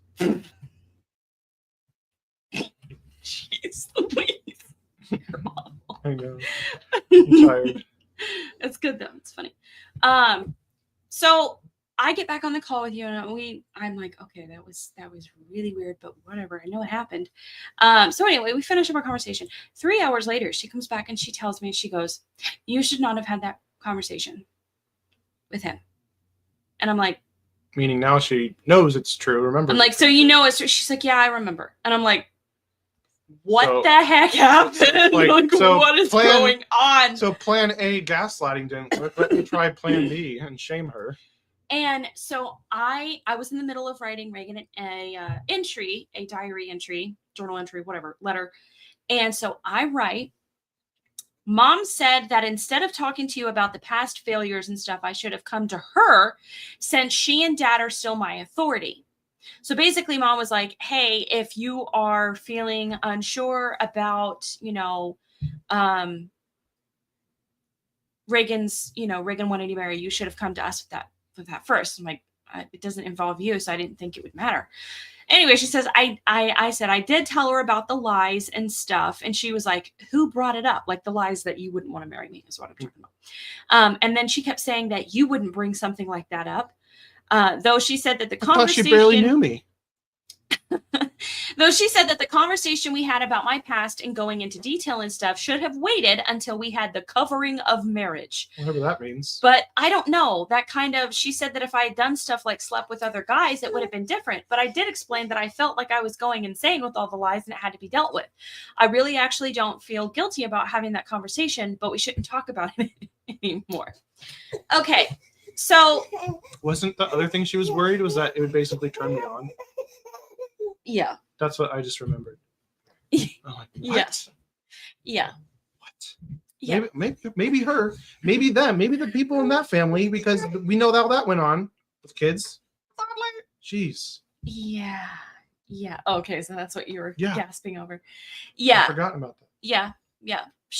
That's what she had said. So it was at that point, after that conversation, that you and I decided we would no longer be including them, and it was not safe to tell them anything. Mm-hmm. They even sat us down and said, we cannot tell you how to have a good marriage. Yeah. But we're going to give you advice anyway. We're going to give you advice anyway. That's how they started the conversation. They went on to give us all the marriage advice and all the stuff we're supposed to be doing and not doing. And she was encouraging me to keep secrets from you. Mm-hmm. And wives need to keep secrets from their husbands. Yeah, and so we were talking through the advice that we were getting from them, and we're like, I don't think this works. That's not going to work. I don't want to have a marriage like them. We want to have a good marriage. Hey. Should have taken more notes. Should have known what not to do. So that was at that point we're like, okay, we're just not going to, go along with what they want because it's clearly not working. But that wasn't going to work. So then they tried to get us to only have, they want to have Reagan free days. Like my mom was like, I think we should have 1 day a week where you don't talk to Reagan, period. And I'm like, are you serious? Like, what the heck? What? I'm like, we're engaged. Like, I thought this was the agreement. Like, we all agreed that we were going to be able to have as much open communication and as much private communication as we possibly need to have. So the rules kept changing. The goalpost kept changing. The standards kept changing. There was no consistent, like, here's what we want. And so then, so we gave each other Christmas gifts, and they wanted to know what we gave each other. And what was the Skype call? Private. That was after Christmas. It was kind of private, because I was like, January is when I think that went. Or no, was that January or was it before? Maybe it was before. Maybe it was before. What's the flow chart I made and how things are supposed to go? Which just completely went out the window. It says during step 3, which is engagement, we would intentionally seek to grow closer emotionally while still maintaining physical boundaries. So we did have that in there. So it wasn't like we were unaware in anything that, like, no one was unaware of the expectations, but they kept changing their expectations, and we kept trying to include them on things, but they wanted the dirt on Reagan. I wasn't giving them enough information. Juicy Juicy. Like your other sibling did. Yes. About her fiance and husband. Yes. We know way too much. Yes, there was that expectation. Hey, what's going on? What up, bro? That's part of the enmeshed family. It was That is part of everything. the yes, that is part of the enmeshed family, is that there are no boundaries whatsoever, and everything is talked about. And I had always kind of kept a lot of my stuff private, but they didn't realize that. I just gave them enough to make them feel like they did know stuff about me. So anyway, let's see. Then there was trying to get so I guess that's when we had the Skype call, isn't it? I think so. So basically, yeah, there's so many problems, and the whole grab the girl and run thing line that kept being used. Yep. I just grabbed the girl and ran. With that. I still don't know what that means. So Even though I was still living in the home. So I'm like, okay, let's have a Skype call, and everyone can just air their grievances against us, and we'll just listen. We won't defend ourselves. We won't do anything. So they all aired their grievances, and I wrote them out a pad of paper. I wrote down every grievance, and basically there was 3 grievances that they had. One was that you weren't sharing enough about me with them. Mm-hmm. And so you agreed to share some more information about me with them. But one of the things that we had determined was that we would never share anything bad or anything secret about each other. That was part of we talked about trying to build a good relationship. Because one of the best pieces of marriage advice I had is you never speak badly about your spouse to anyone else. But that's what they wanted. Yeah. They wanted I remember that. I think you told them that, and they're like, "Well, we know he's not perfect." So it was their comeback. Like share it anyway. I remember, I remember I said, like, if you did share something like that with me and your family, I would massively lose any trust in you. I would be able to trust you. I know, and I would have felt the same if you had done that with your family. Right. So they're trying to sabotage our marriage before it even began. Mm-hmm. And so, yeah. Then the Skype calls. And you clearly set your boundary, and they're still trying to cross it. Yeah. So anyway, they want you to share more information about me, and you agreed, okay, we can find some mundane things to share about me with them. They wanted you to spend more time with them, I guess. And so you agreed to do that. And they wanted to be able to attend our Skype calls. So again, we only talk like once a week or so. Video call. We only video call like once a week. We can barely communicate the rest of the time. And the one video call a week we have, they wanted to be on it. Mm-hmm. And we said yes. That's how accommodating we were trying to be. But turns out they didn't want to hear about me. They didn't want you to spend more time with them. And they didn't want to be on our Skype calls. Because when we had the Skype call, you had told everyone, hey, we're having a Skype call. And maybe one person joined one time. And then after that, it was like no one joined. And you would try talking about me to them, and they'd get annoyed. And yeah, so it's like they didn't even know what they really wanted. They didn't even know what they really wanted. And that's the thing. But that's the thing. During the Skype call, I wrote them all down. So it wasn't just me guessing. I wrote down all their grievances, and then I read them back to them. I said, so if we do these 3 things, you'll be happy. And they all said yes. Yeah. So I was like trying really hard. So it wasn't a matter of miscommunication. No. I was trying so hard to avoid any miscommunication. Yeah. Had the flow chart, had the instructions, had everything. We really tried. But when you were working inside of an abusive, enmeshed family, there is no agreement on anything. There are conflicting stories. You can't please them. They can never. And so what was the real? So what was the real thing they were upset about? What was the real thing they were upset about? We recently found out. They didn't have full and complete access to our lives. The enmeshment was we were breaking out of the enmeshed family. Breaking out of the enmeshed family. Control over you. Yes, they didn't have the control they wanted, and they tried every which way. So this even led into decisions about the wedding. Yeah, we're not making this up. Like in our video with Mackenzie, she talks about how she hated you at that point in time. Yeah. The whole family turned on me. Yeah.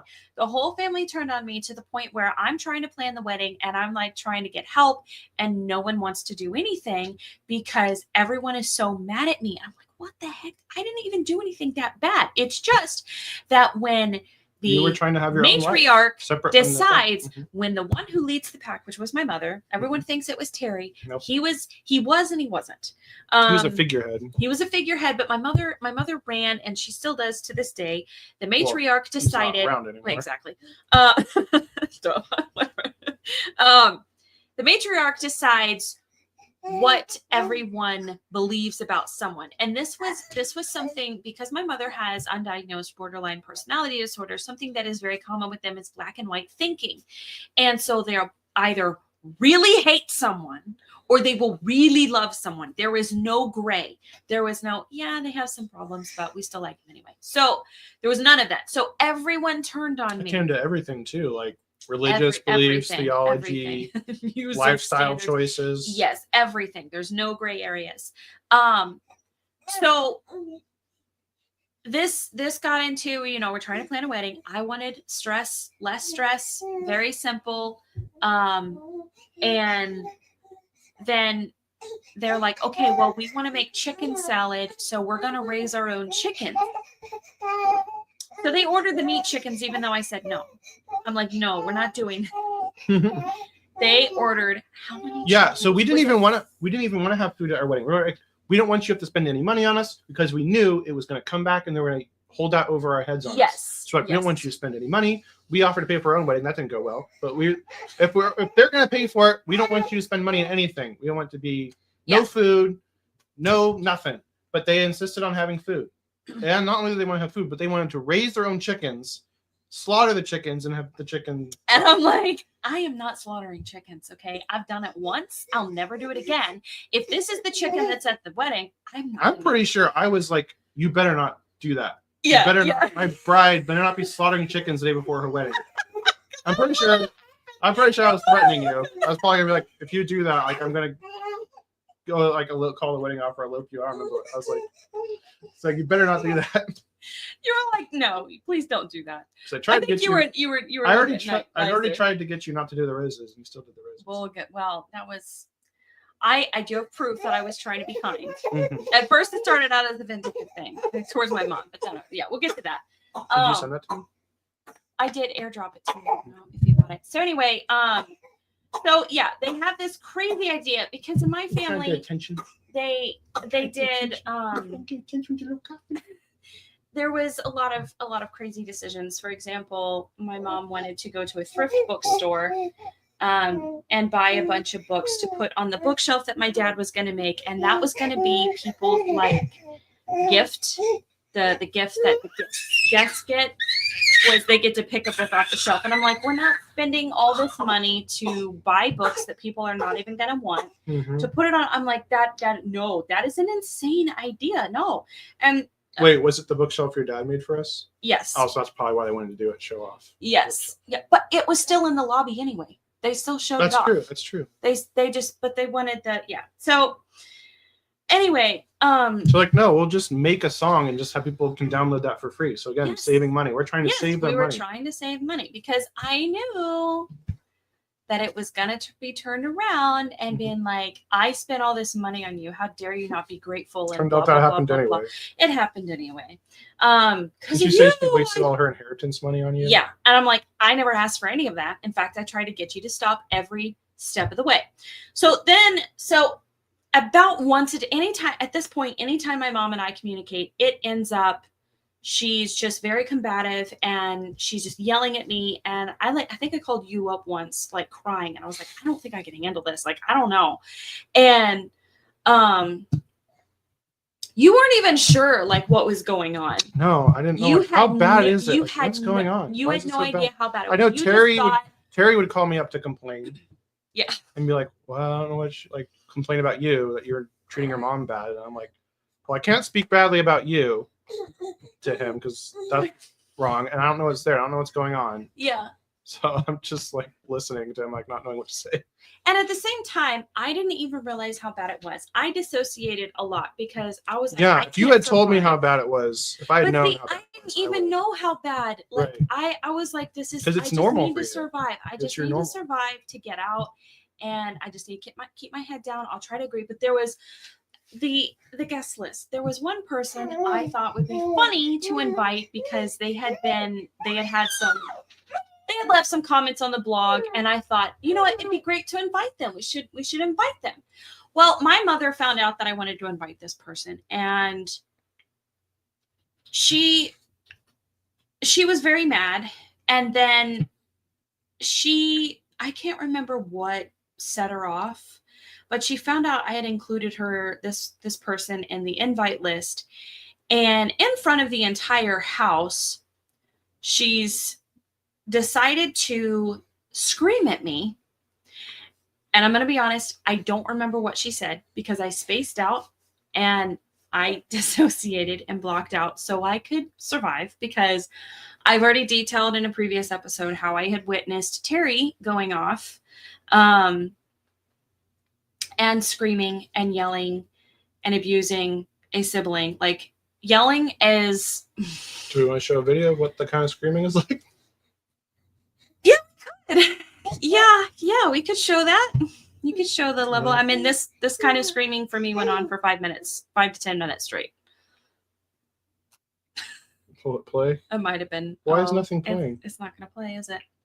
Nothing. We'll have to figure that out. It's very intense, like very, very, like she was just so mad that I was screaming. Or not, I was screaming. No, I was just like, okay, I'm sorry I made you feel that way. And then I went upstairs, I broke down, I cried. And I'm like, that felt like an utter betrayal, because my mother knows how yelling affects me. I think I ended up calling you and talking to you about it. And she comes upstairs trying to apologize. And I'm like, it's too late, woman. I'm sorry. We're done. We're done. I can't. No, I couldn't do it anymore. And so it was after that I was just kind of like shut down a lot, because I couldn't. I was one thing after another. So it was one thing after another. So I was like, fine, I will just try to keep the peace. I don't know what else to do. And this isn't what I expected. So from then on, it was a minefield. It was a minefield of stuff. I was trying to spend time with the siblings. I was being told this and that. I did get a reprieve in January to be able to go to your house for 2 weeks. And Stephanie went with me. And that was nice, because that's kind of when Mom brought up the book idea, and you were with me and you're like, no, we're telling her no. And I was like, okay, this is, I could Wedding favor idea. Yeah. Wedding favor. That's what they are. So we had a really lovely, lovely time together. Except you almost died. Oh yeah. That's you in the hospital after. See, that's much nicer than what I was you were dealing with. Dry drowning. Dry drowning. Yeah. So there was a riptide warning, and I didn't realize this, and I got caught up. So again, I'm like, you're making me have to like sit next to you and touch you all the time, trying to get me in trouble. So yeah, I had to go to the hospital, and I had to almost drown so I could sit in a hospital bed. I had aspirated water in my lungs, and so they put me on prednisone, a steroid, and they had to give me. I was having trouble breathing and stuff like that. So you were like really feverish and like couldn't get out of bed. I was talking out of my head. I was because I think we went out. We came in and you were laying down in the bed, and we went. Rest of us went out to take pictures or something. Yeah. And we came back, and you're just like really bad, like not responsive, and like super high fever. Like, okay, something's really wrong. And I think it was like a Sunday or something. Because I remember, or no, maybe not. Because we went to we were on an island, and so we went to the like little clinic they have on the island, and it was like closed. Like the guy was out for lunch or whatever. Yeah. So we had to drive to the mainland, and yeah, it's bad. Yeah, it was really bad. And then they didn't have any room, so I was like out in the hall. Yeah, we're in the hallways. Yeah. So it's out in the hallway. Yeah, I had to be put on steroids.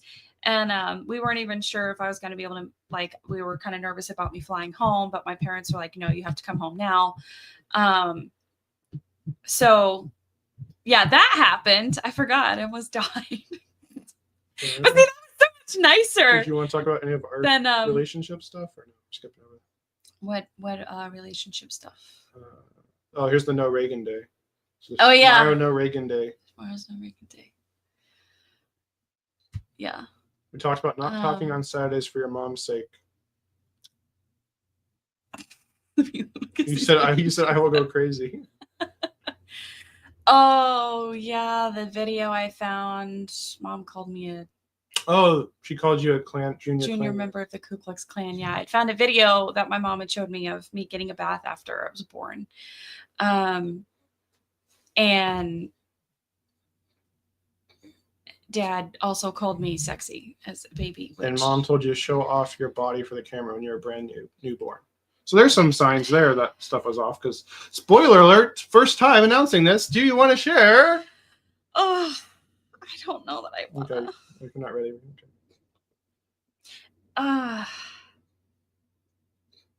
I don't know. Maybe speaking it out loud could be helpful. I'm not going to go into too many details, but yeah, basically recovering memories of Terry sexually abusing me from the time I was a young toddler to up until I was 18. What do you mean by sexually abusing you? Molestation and rape. And you're not the only one. I'm not the only one. We'll leave it at that. I'll leave it at that. Anyway, that felt scary to say, but I'm glad. Yeah, it's good. It's good to put out there. Apparently, he thought you were sexy from the time you were a newborn, so it makes sense. Yeah. So yeah. Moving on from that little bombshell. So yeah. So then there was the rose candies where my mother. So during around this time, us girls were all doing a Bible study together, and in it we were talking about things that we like to do that we shouldn't be doing. And in front of everyone, my mother said, "I love to manipulate people." You don't say. And we're just like, you said that out loud. Whoa. What? What? So her own confession, her own words, she loves to manipulate people. So we're trying to figure out, like, I was going to bake a bunch of cupcakes for the wedding along with the cake, which, yeah. So I had no problem with that. But then she was like, hey, we need some topping for the cake. Like, how about we do these cute roses? And she's like, we could just make them out of Tootsie Rolls. And then I'm like, I don't know. This seems like a lot of work. Like, before, she'd already pitched the idea that we make our own candles, our own tea candles, because we were going to need like 200 of them. She was constantly bringing up projects to make more work for everyone in the family. Yes. And we're like, no, we don't want you to do more work. No. We want this to be a relaxing, enjoyable experience for everyone. Wanted minimal. I wanted minimalist. Mm-hmm. I didn't get minimalist. I wanted minimalist. So then she was like, she presented this one option and I'm like, that's way too expensive. And then she's like, well, how about, we get these Tootsie Rolls and then we just make the candy roses ourselves. And did we skip over mentioning that they bought the chickens anyway? And we said we didn't want that. I think we did. And they raised the chickens and they weren't even big enough in time to be slaughtered for the wedding. They weren't ready for like 2 months after the wedding. Yeah. So it's a good thing it's a good thing we said no. Yeah. Because they eventually, they had to, the only reason there wasn't chicken tallow was because the chickens weren't ready. They slaughtered, yeah. Anyway, back to the rose candies. So back to the rose candy. So she's giving me this plan, and I'm like yelling across the house because I'd like moved into another room because I was like really upset. I think I was doing something else, and I'm like, "You just manipulated me." And she laughs, and she's like, "Yes, I did." And I'm like, "You're comfortable saying that in front of everyone?" She's like, yeah, here's how I did it. And then she proceeded to detail exactly how she manipulated me into saying yes. To making the rose candy. To making these stupid rose candies. And I was like, what the freak It was a bunch of different steps. Like, first I'll say this to make you think this, and then I'll say that. Oh my God, I didn't flash anybody. I raised the camera up. Thank you. Might get more viewers.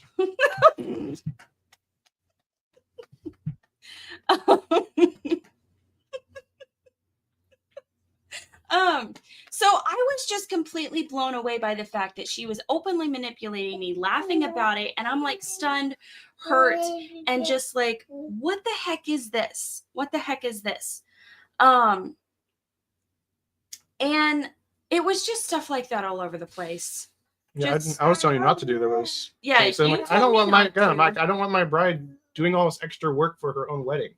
So then I'll admit I was so upset that I was like, fine, I'll do these roses. I'm going to do them in my room by myself. So you don't have to spend time with everyone. I won't have to spend time with anybody because I know what's going to happen. No one's going to help me with these. And he was like, I really don't think you should do those. And so this was kind of like a back and forth, like, oh, I feel like I should. And so then at some point I sent you this message, which was, okay, so me not making those roses is not sitting well with me. I know you don't want me making them, and I completely understand, but making them is something that I could do. That would be a gesture of grace towards my mom. I know that sounds weird. Haha. I know that she manipulated me into agreeing to them. She's the one that had the idea, but I did start making them myself. And then if I say that I'm not making them anymore, it does look like I threw it back on her. oh my goodness. And I don't want to give her any more ammo, but it's more than that. My mom knows what she's done, and I'm pretty sure she knows that I know what she's done. I can't fix the dress issue because That was a whole other issue. Yeah. that was a whole other thing. And I've already stated that I don't care about it, and I don't care about the cupcake toppings, but she does, and by me doing them is a gesture of grace, and I think it would be a good thing to do. I know she'll make fun of me for doing it, but it's a small way I can take the stress off of her, which I know she put there herself, but Grace doesn't keep a record of wrongs, and neither does love. It covers. So what do you think? So I was like, I felt bad for like starting it out and vindictively, and I was like, okay. So I'm proud of you. Apparently. So what did I say? I feel like it's not like it's. You just feel like it's your job to protect me. Oh, that's what I was saying. Yeah. So yeah, we were trying to be. I was trying to do the right thing. I was having a hard time doing the right thing because every time I did the right thing, it would backfire. And yeah, we did acquiesce to so many things. We did acquiesce to a lot of things. Do you have the one funny thing that we were talking about, the kissing? I think that's later when we get to the first kiss. I'm sure you're gonna put that. Okay, so on this theme of her manipulating things, like it went beyond just the toppings of the cupcakes. She was trying to tell me how I should wear my hair. And when I said, hey, I want to wear it this way, she again yelled at me. And then even though, yeah, I was telling you, you asked me how you wanted to look. And I told you how I wanted to look. I was like, hey, Reagan, what would be like, I just wanted to, like, I know it was my wedding day too, but I was like, I wanted to make him cry. So I was like, what would make him cry? Yeah, she was not happy about that. So then we had a bachelorette party, which, yes, I know it sounds very weird for conservative Christian women in the purity culture to have bachelorette parties. But we basically had, and again, a sibling was supposed to plan it, but because she was so mad at me, she refused to do anything. Yeah, you basically had no maid of honor. No, I didn't. So my sister sister Emily stepped in and was very gracious and kind and planned this adorable 50s themed party. It was really cute, and we had like milkshakes and paper straws and everything. And it was paper straws. They're striped. They look like the 50 straws. Carmela would be proud. So it was very sweet. So as part of the bachelorette party, like everybody got me, lingerie. And so I'm opening my gifts. It's just weird to imagine all these conservative people opening lingerie. It's so funny the dichotomies are there, but the twistedness is it's kind of funny, but at the same time it's like, what? So my mother proceeded to give me this pair of blue bra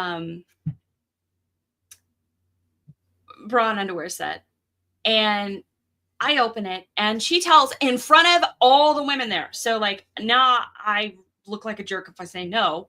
She's like, you should have looked like a jerk. So, so she goes, so I open it, and she's like, so that you're something blue.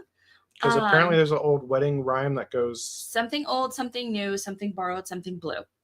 Meaning you have to wear each of those 4 things on your wedding day? Yes. You have to wear those 4 Yes. Yes. I didn't. So that would be the same thing. I didn't care. I was like, yeah, so just weird wedding traditions are like sacred to these people. That are like, which I was like, who cares? I don't care about this. Since when is it? This isn't a thing that you like. I was very weirded out. I'm like, I don't care about this tradition. Can I just get married? Like, please. Plus, not everyone's gonna be picturing you wearing that. Okay, wedding. So everyone has seen this underwear. Everyone knows. And I'm like, my mother cannot pick out the underwear that I wear on my wedding day. I'm sorry. That's how far but that's the control went. Creepy.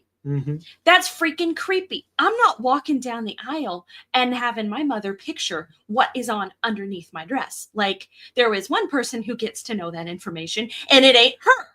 And so I'm like, I was like, everyone around was like, "Aw," because everyone's creepy in that community. And I was like, what the actual heck is going on right now? Everyone is okay with my mother dictating the underwear I wear on my wedding day. So I'm just like, okay.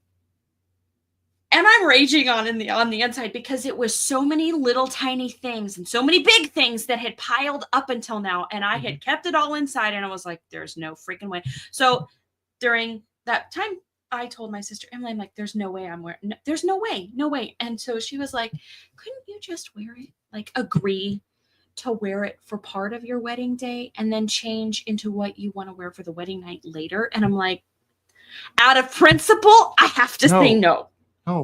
I gotta say no. The line has to be drawn Somewhere. It's not, and it's not on my underwear. If not here, then where? So I was like, heck no. So I already knew what I wanted to wear. The enmeshment, the whole community. The enmeshment. That's where this stems from. Like, this is just beyond disturbing. So everyone had to side with Cheryl. Yes. So I was Bridezilla. I was called Bridezilla. Even though we're trying to make their lives easier, make them spend less money. Just because I kept saying no. I kept saying no to ridiculous ideas. I was Bridezilla. But then at an IAHE convention, a homeschool convention where we had a booth 2 weeks before the wedding, Mom proceeds to tell someone that I have been so chill and so calm and I'm not stressed at all. And I'm like, because they got to make their relationship look good at the homeschooling convention to sell stuff. She's trying to sell products to people. So they have to, like, they have their whole life together and their daughter-mother relationship's amazing. Yes. So it's like the truth never matters. It's always what's convenient. What's convenient in the moment. Absolutely not. What makes me look good right now in this moment. Exactly. Before that point, before the bachelorette party, I forgot about this. So I had snooped in on a conversation just because I was like, my mom is not talking to me. This was after she'd screamed at me, and then she played the victim.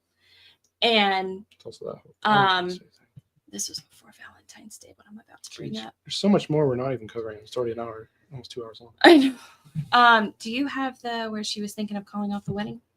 Oh yeah. Do you know where that's at? Is this it? So yeah, she said no peace. I had, because her accounts were on, I still had access to her accounts. I was just like, what is she thinking? What's going on in her head? Because she wasn't communicating. She was freezing me out. She was deliberately not talking to me. So I wasn't even sure. Like, I would get into the car with her, and then I would end up, silent treatment. Wow. And then I would end up apologizing to her, and then she would be fine. And I was like, I don't even know what I'm apologizing for at this point. But if I just say sorry, she's fine. So I had snooped on, and so I found a conversation between her and her best friend where she said, basically, Mom has had no peace since we got engaged and is not excited about our wedding, and she doesn't know why. She apparently asked Dad last night if they've made a mistake. She said she was just going to have to tell me how she feels, but be careful and not sound against Reagan, because I have my heart set on marrying you. Oh, your heart's set on marrying me. Never mind vows and giving your word. We were engaged. And remember, they wanted us, the moment I proposed to you, to actually have a ceremony, a betrothal ceremony, to sign a marriage contract so that we'd be legally married in the eyes of the state. Therefore, it'd be very hard for us to back out of our engagement. And she's wanting to somehow break us up. Yes. Months before getting married and end the wedding. So she knows, she says, and nothing will change that. And I'm like, she's right about that. And then she said that Kissy, sister, suggested last night that maybe she didn't have peace because we had shut them out since our engagement. Still don't know how we did that, but just because I changed my Gmail password and she didn't have access to everything about my life that she thought she did before. So we're like, shut her out. Let's elope. Yeah, we were seriously considering eloping. We're this close. The only reason we didn't was because we thought we had a good story that we could be an example or something to other people that we saved ourselves from. And I also knew, had we eloped, it would have completely destroyed the family relationship. Well, we ended up there anyway. We ended up there anyway. It just would have accelerated everything we tried to avoid. We ended up there anyway. Yeah, we ended up there. Everything we compromised on. I did want a wedding. I did kind of want. I was like, weddings are nice. That part of it. I was like, look, I saved myself. I did it right. I wanted a little party, like just a small one, I mean, we ended up inviting like 300 people, but it was like this far in. We were a month and a half away from our wedding day, And I said we haven't even shut them out. I guess we're not meeting their expectations again. then your dad wanted to know. Yeah, my dad wanted to know, should he cancel the house because he had reserved the house where we're gonna be, At getting that married. point, I remember feeling so much panic. I was like, no, oh my gosh, no, it's not going to happen. I'm like, no, I'm gonna marry you no matter what. So, and then I just had to go read the blog post about us because she wrote a blog post about us about how this was all orchestrated by God. So, what is it? Is it God or not God? So that was funny. So there was that, and then around this time, we were trying to discuss Valentine's Day.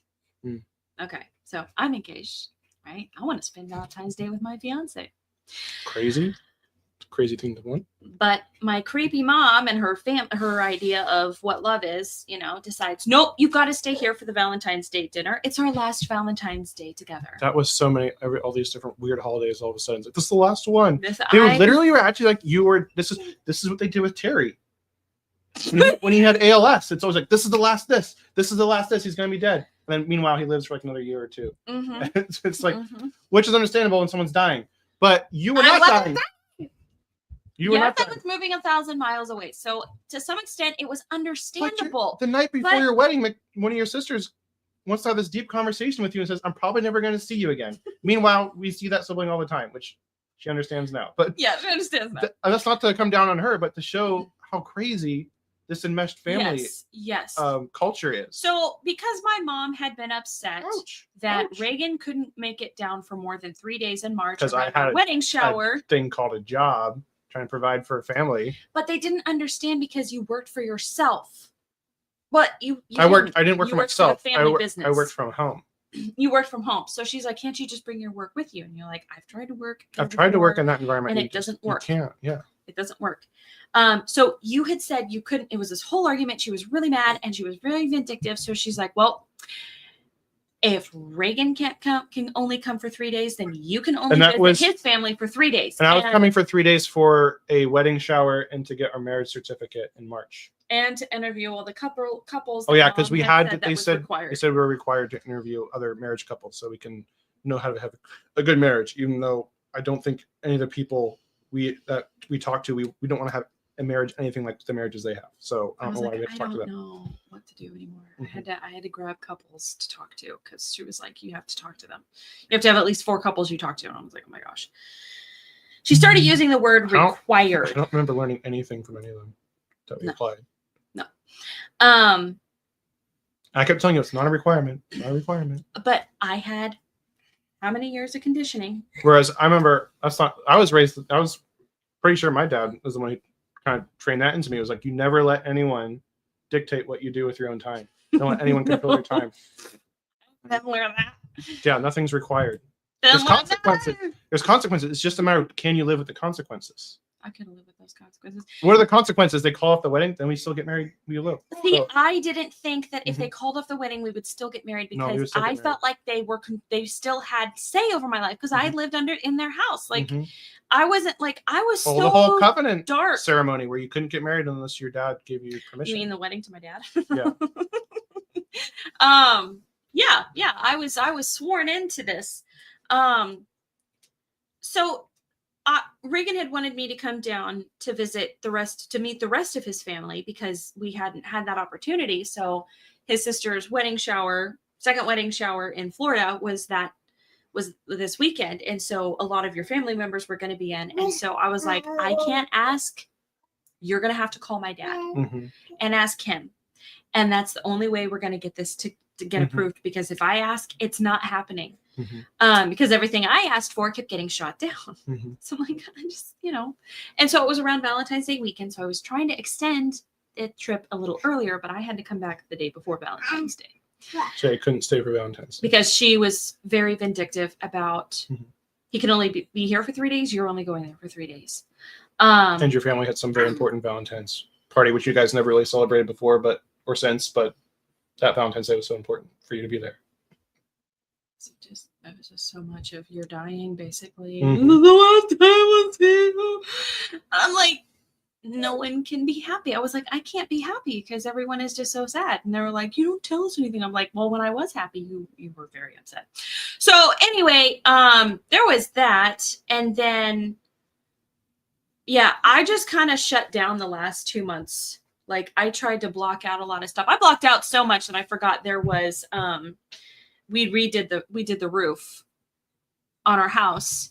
And my sister Mackenzie reminded me that I was only up on the roof for a very short time. And then I went inside and did all the dishes and cleaned the Wasn't house. it because you didn't have enough sleep and you didn't have safety harnesses and you were about to fall off the roof? That was her. Oh, that was her. That was her. She still went up there. Anyway, I just wasn't feeling good. I don't remember what it was. Yeah, learn from success, not failure. Yes. Wait, we shouldn't learn from people with bad marriages how to have a good marriage? So yeah, I had dissociated and blocked out so much that I hadn't even remembered doing any of that until my sister Mackenzie like reminded me. She's like, yeah, I was all amazed at what you did. I'm like, I had no idea. I forgot all of that.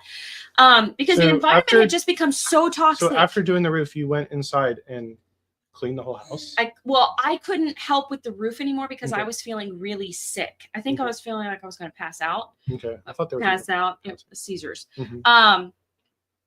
So I went inside and did all the dishes. Yeah, there's a name for those. We define those. PNES. Yeah, PNES, seizures. Yeah, I did all that stuff. I'm like, I don't remember doing any of that. But the environment was just so toxic. It was a nightmare. It was hell. It literally felt like hell. Like, I don't know how else, like, it was so difficult because we could do nothing right. And it was, just, I was getting manipulated left and right. Dad was blaming me for how Mom was feeling bad. And then I would try to fix things. And it was just, there was a lot of childish behavior on my mom's part. And I kept being told that I needed to be the adult in this situation. Like, by a lot of people. Like, I need to be the mature one. And I'm like, when do I as the child? Okay, I'm 21, almost 22 for one thing. I'm like, but when do I have to stop being the bigger person? And why can't the older adult in this situation be the bigger person? But I didn't know my mama was a narcissist at the time. I didn't know she had borderline personality disorder. So I didn't know that I was breaking literally out dealing that Freetown accent. Child. Yeah, it's coming out a little bit. Anyway,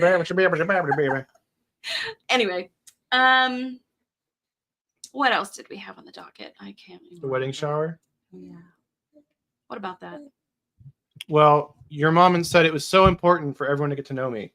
People wanted to know me so bad because I'm like a celebrity or something. Well, they didn't know you, and like all weird thing. These are like I had people coming out of the woodwork. It was like distant friends and relatives. Yeah, I had people coming out of the woodwork saying that they had to approve of the person I married before I could get married. So, like, for one thing, your mom set this up, which was exactly how my proposal to you looked like. And I explicitly told her, I don't want you doing that. That was supposed to be a private thing between the two of us, but I don't want other people seeing that. But she set it up anyway.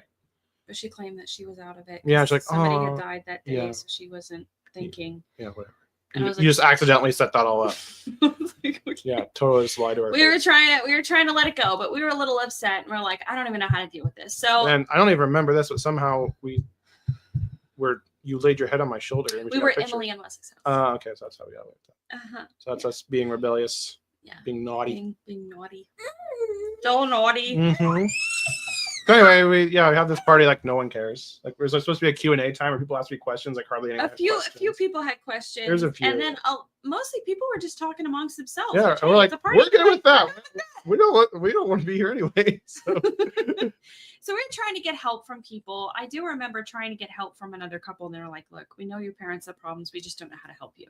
We're like, we've tried to bring this stuff up to your mom before. Like, we don't know how to help you." So thankfully, we were able to go. We're like, well, we're supposed to go interview Emily and Wesley, or whatever. So we went and stayed at their house for a little bit, and that was a nice reprieve.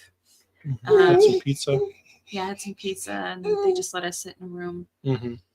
They were in the other room. Just kind of that was really nice. They're just like, okay, let's regroup. Then we had to go get a marriage certificate.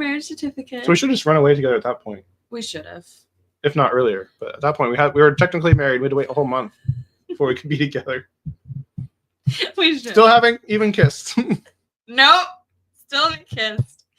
So And there's the wedding. did you have that conversation What conversation? about the kiss? Oh, you had that included. I included that the kiss part at the wedding. even though we had it much earlier, but yeah, so we had the wedding, blah blah blah, we're dressed up, getting married April 8th. Which the day of, like, our vows had been left at the house. Also, And so- craziest thing, like, people always talk about you being nervous on your wedding date. I was like, oh no, the least nervous I've ever been in my entire life. Like, normally I have like I'm not a super outgoing person. I'm like an introvert. So I always have like mild level of, I hate to say social anxiety, because that's more like social awkwardness. I'm not awkward. No, I it's not handle awkward. myself. I handle myself You do well. handle yourself. I just don't like being around people. Yeah. But I don't feel comfortable. But this day, I had no cares at all. Like, I was like the most chill ever. I had no nerves at all. So I'm like, what are people talking about when they talk about being nervous? Like, I was just so happy. I just like couldn't wait for it to be over though. Yeah. We'd finally be together. Oh my gosh. I was like, oh my gosh, we're gonna finally be alone. We're gonna be able to touch each other, unburdened, and like no one's gonna be able to say anything about it ever. And so then there's this line, which now we're rethinking about maybe why he asked this based on what you shared earlier. Because before the doors are closed, you're about to open the doors, walk down the aisle. I'm listening for my cue to then walk down the aisle. What something distracts you? What's distracting you from hearing? Harry pulls out this. Is there anything that you and I need to talk about? And I'm like, I was like, no. This is not the time or the place. I'm like, no, I'm listening for the cue. And I'm like, why would you ask that? Right? Because maybe he remembers raping you for years and wanted to make sure you didn't remember or were going to say anything. Oh my gosh. Like, I was like, what the heck? What the heck? And I was so happy. Like, I was so happy to walk down that aisle, man. I was like, no one else is here. I could only see your face. And you had tears. I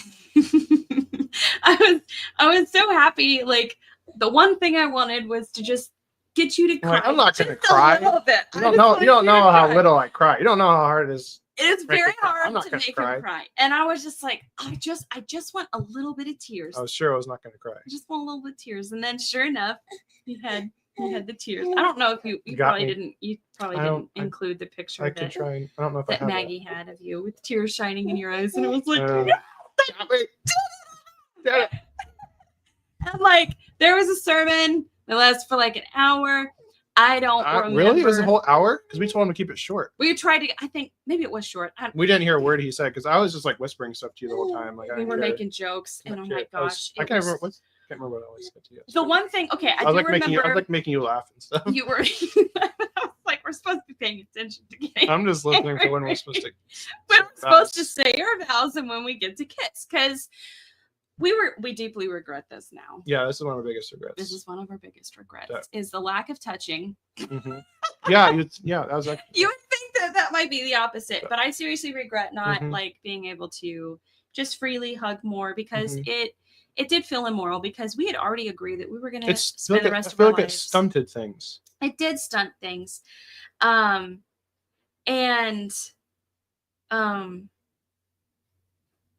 we never kissed anybody, right? We never kissed at all. I had watched a lot of kissing scenes. I'd studied a lot of kissing, and it just sounds, oh my gosh, it's so embarrassing.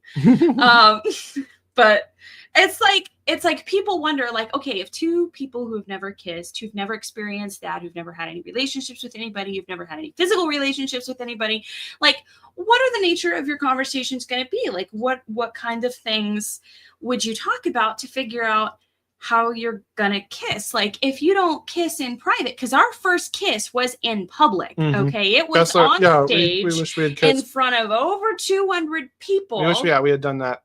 We wish we had done that in private first. I wish we had done that in private for the first time, because I don't think there would have been anything wrong. So yeah, we were very practical. We talked about every aspect of our wedding and our life together, our marriage together. Practical. We were very practical. We were working out all the details. We were creating what our schedule is going to look like together. We were like planning out everything. Oh, that reminds me. I forgot some of the things that we forgot to mention that my parents were upset Oh, that we were considering combining our bank accounts before. Because my $300 would have been such. Oh, a did big we deal talk for about you. how The medicine. I tried to pay for your medicine, and they Yeah. they didn't want me to pay for your medicine? Yeah, that but you they needed? didn't want me Because they couldn't afford it, so they're not going to buy it for you. But I can't buy it for you because that makes them look bad, I guess. I don't know. They were like, that's our responsibility. Well, it's your Like, responsibility, but you're not going to fulfill your responsibility, but no one else I'm can like, I need fulfill some that medicine, so I responsibility. don't know what to tell you. So you bought it anyway. Yeah, I bought it anyway. You bought it anyway. I just forgot about that. So anyway, so here's a conversation. Here's what virgins talk about. Okay, here's what people who have no experience discuss. So you said I'm still a bit unsure. Here, why don't we just read our text as who I said I'm still a bit unsure of how it's going to go since I've never kissed before. Like logistically, I know it's supposed to happen naturally, and I know you're supposed to pucker, not supposed to pucker, just like start sucking on your face. Then I said, in my dream, you were quite the expert. Oh, what kind of, you're having dreams? Interesting. So I said, well, I guess I have nothing to worry about. I know it's something to do with you taking one lip and I take the other, and then we're gonna have from there. Like if you take my bottom lip, then I'll take your top lip, and vice versa. I've studied enough kissing couples on movies, I'll have you know, to know, and I've tried mentioning it enough times. My face is really red now. That's kind of interesting, but hey, you wanted to share this. I know it might actually come in handy. I guess I said I'm just afraid I'll miss if my eyes are closed, so I guess keep them open. So keep them open right up until the last second. And you're sure, you know, like we're just a breath away from touching, and then close your eyes. At least that's what I'm thinking might work. I'm not an expert, just you have to clarify, you're not an expert. I know at one point you said you're supposed to like keep your lips relaxed or something. So I'm like, honeymoon. Our honeymoon. You're like a zombie or something. Yeah. So then I just like kept my whole face, and I'm just like rubbing my face. Romantic I know. moment. I was always ruining romantic moments, but you liked it. I loved it. Oh my gosh, that was so funny. So. At least this is what this couple talks about. We're probably in. I don't probably everyone. I can't say for the rest of everyone, but these are the kinds of conversations. I guess that's it. That we had. Oh my gosh. I mean, to be fair, we had many more. We had many more detailed. We had many more. Also, people say you can't go from 0 to 60, but that is a complete myth too. When it comes to being romantic. We were going to talk about the wedding. We were? Well, we don't have any slides. No, I forgot we were going to add that because that's a lot. That is the question people ask virgins. Yes, especially people from the purity culture. A lot of people have horror stories. We did not have any problems. But we didn't have any, and it's and we should have. Given everything you went through. Now we both did feel very numb, but that we don't know. Yeah, we did feel very numb. Well, I know about that. Part of it for me is just so surrealistic. Like it was very surreal. It was so surreal. But yeah, like that was another thing that we talked about. Like we walked through like not detailed, like not awkward at all. What are we gonna do when we get to, our room? How's this gonna play out? What do we want to do? Like what expectations? Yeah, we had a whole plan. We set out the expectations. Slow burn, build up, and then that was out the window. And we're like, okay, let's just do it. Yeah. I was like, "Do you just want to go for it?" And he's like, "Yeah." Yeah, it's like let's do it. And it was amazing. It was truly amazing. I can't believe we're talking about this. I know. Hey, we could be a lot more graphic if we wanted, but we are not, because we're not the rest of your family. No, we are not. But yeah, that was. So yeah, we threw out the little, you can't talk about sex because I didn't get that conversation from my mother. I had to educate you a lot before while we were texting back and forth. You had to educate me about my own anatomy. What parts you didn't know existed? I don't know what I want to. No, okay.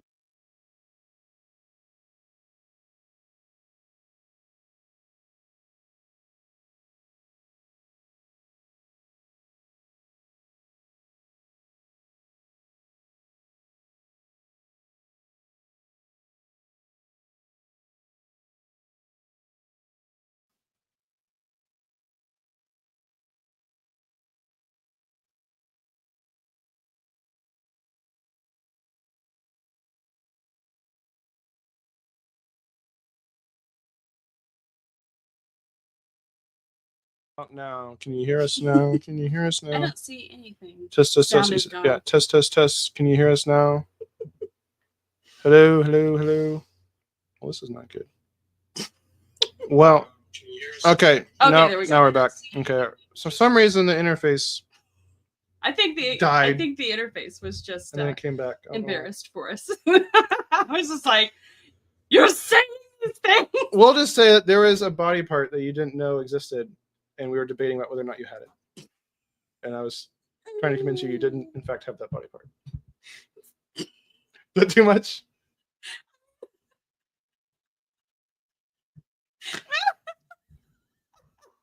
Yeah.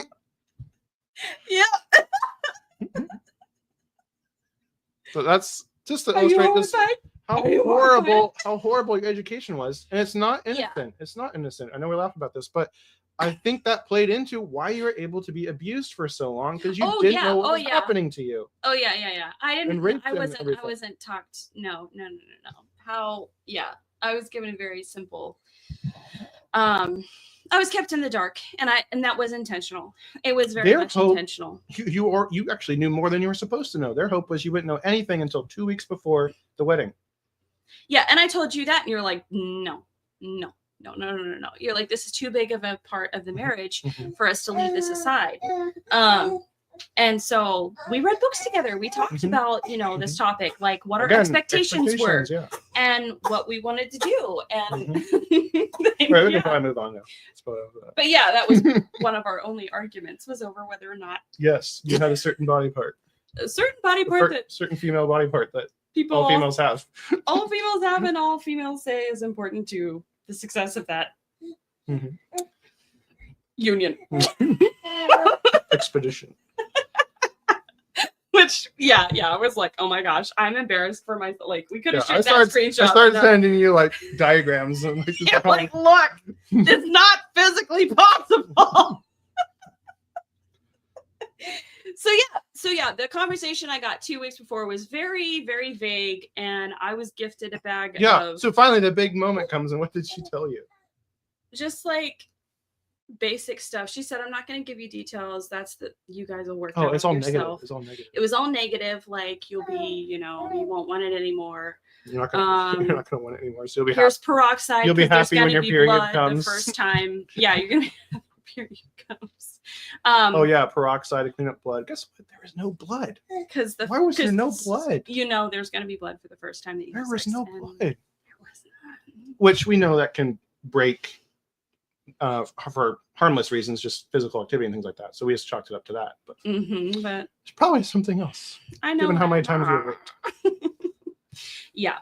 So yeah, it was a relief. And they kept accusing me of just running off. And I was like, well, yeah, kind of. Because that's what happens when people get married. One, this is what happens. They go live together. And two, this environment is hell. Okay. Of course I want to leave. Freedom. Why wouldn't I want to leave? So yeah, we went on, a glorious honeymoon. That is so hilarious. I don't think you even realized what you just did. What did you just say? What did I just say? I don't know. It was something along the lines of course, like, why would I want to stay? Or, of course, why wouldn't I want to leave? That's what you said. Why wouldn't I want to leave? Yeah. That's what you just said now. Yeah. And what was the line you used in the... Oh! Why would I want to leave? What was the line you used in the TLC? Yes, the TLC yes, this is a reel where I said... Why would it won't play? Because nothing wants to play. Why is nothing playing? We have 11 children: Amanda, Stephanie, Emily, Haley, Mackenzie, otherwise known as Kissy, Corey Beth, Isaac, Destiny, Tsunami Sam. I'm Sabrina and I'm 8, and I'm 5. That's muting. So when we play it from there, it mutes us, and at the very end, it's like you're saying, "Why would I leave?" Now you said, "Why wouldn't I want to leave?" You've come full circle, and that was not scripted. No, it was not. That's hilarious. Oh my gosh, that's hilarious. So yeah, then after enmeshment, we forgot they offered us to spend our honeymoon in their backyard. Yeah. our wedding night, not just our honeymoon, our wedding night. Our wedding Right. night. We could leave after that, but our wedding night needs to be in the trailer that's like 5 feet from their house. Where you can hear everything, okay? And they're upset that we didn't want to take them up on their offer, which I'm like, why? So you said, why?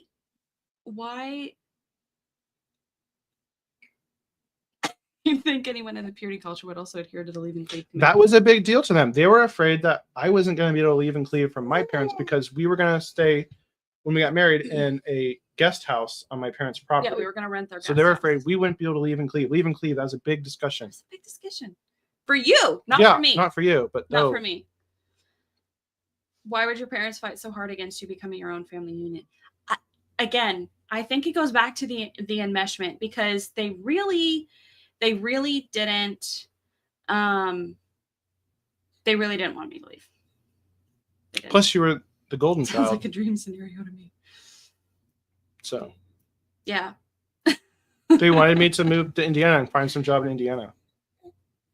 Dream. They were serious about Dream that. honeymoon. Even when we're engaged, your mom's telling you about all the horrible things about Florida.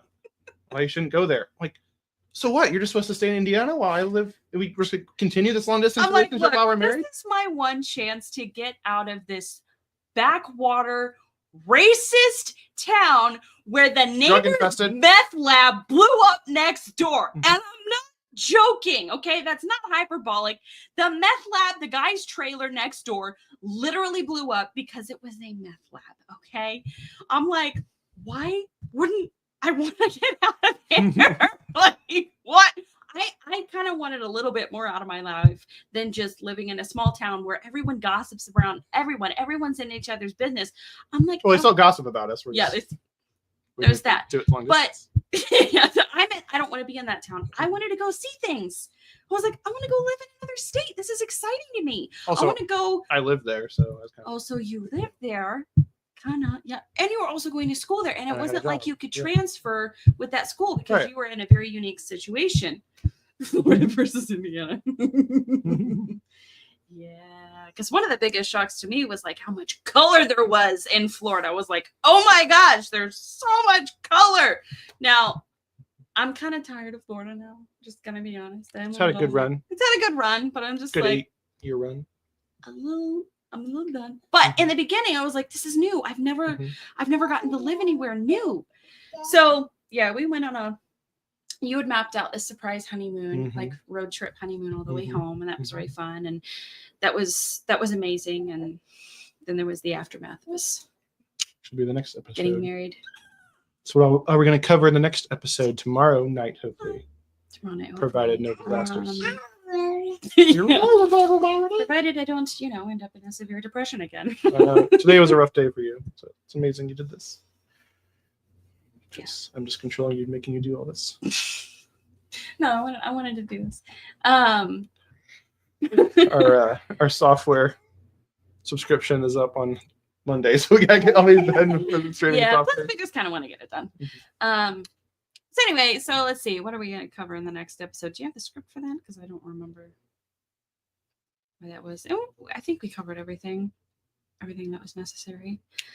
I was still working on outlining. Oh yeah, we're still working on the outline. That's right. Oh yeah, blame. I got blamed for my mother being suicidal. And wanting to cut herself. Because I just got married. Yeah. And yeah. So then other things we're going to cover is Lyme disease came back. Lyme disease came back full force. I ended up with seizures again. More memories. Supernatural activity. Surfacing. Yeah. Oh, we're covering all that. Okay, yeah. So we're gonna get into deconstructing your religion. We're gonna get into 2021, which is when all hell broke loose. The first time hell broke loose.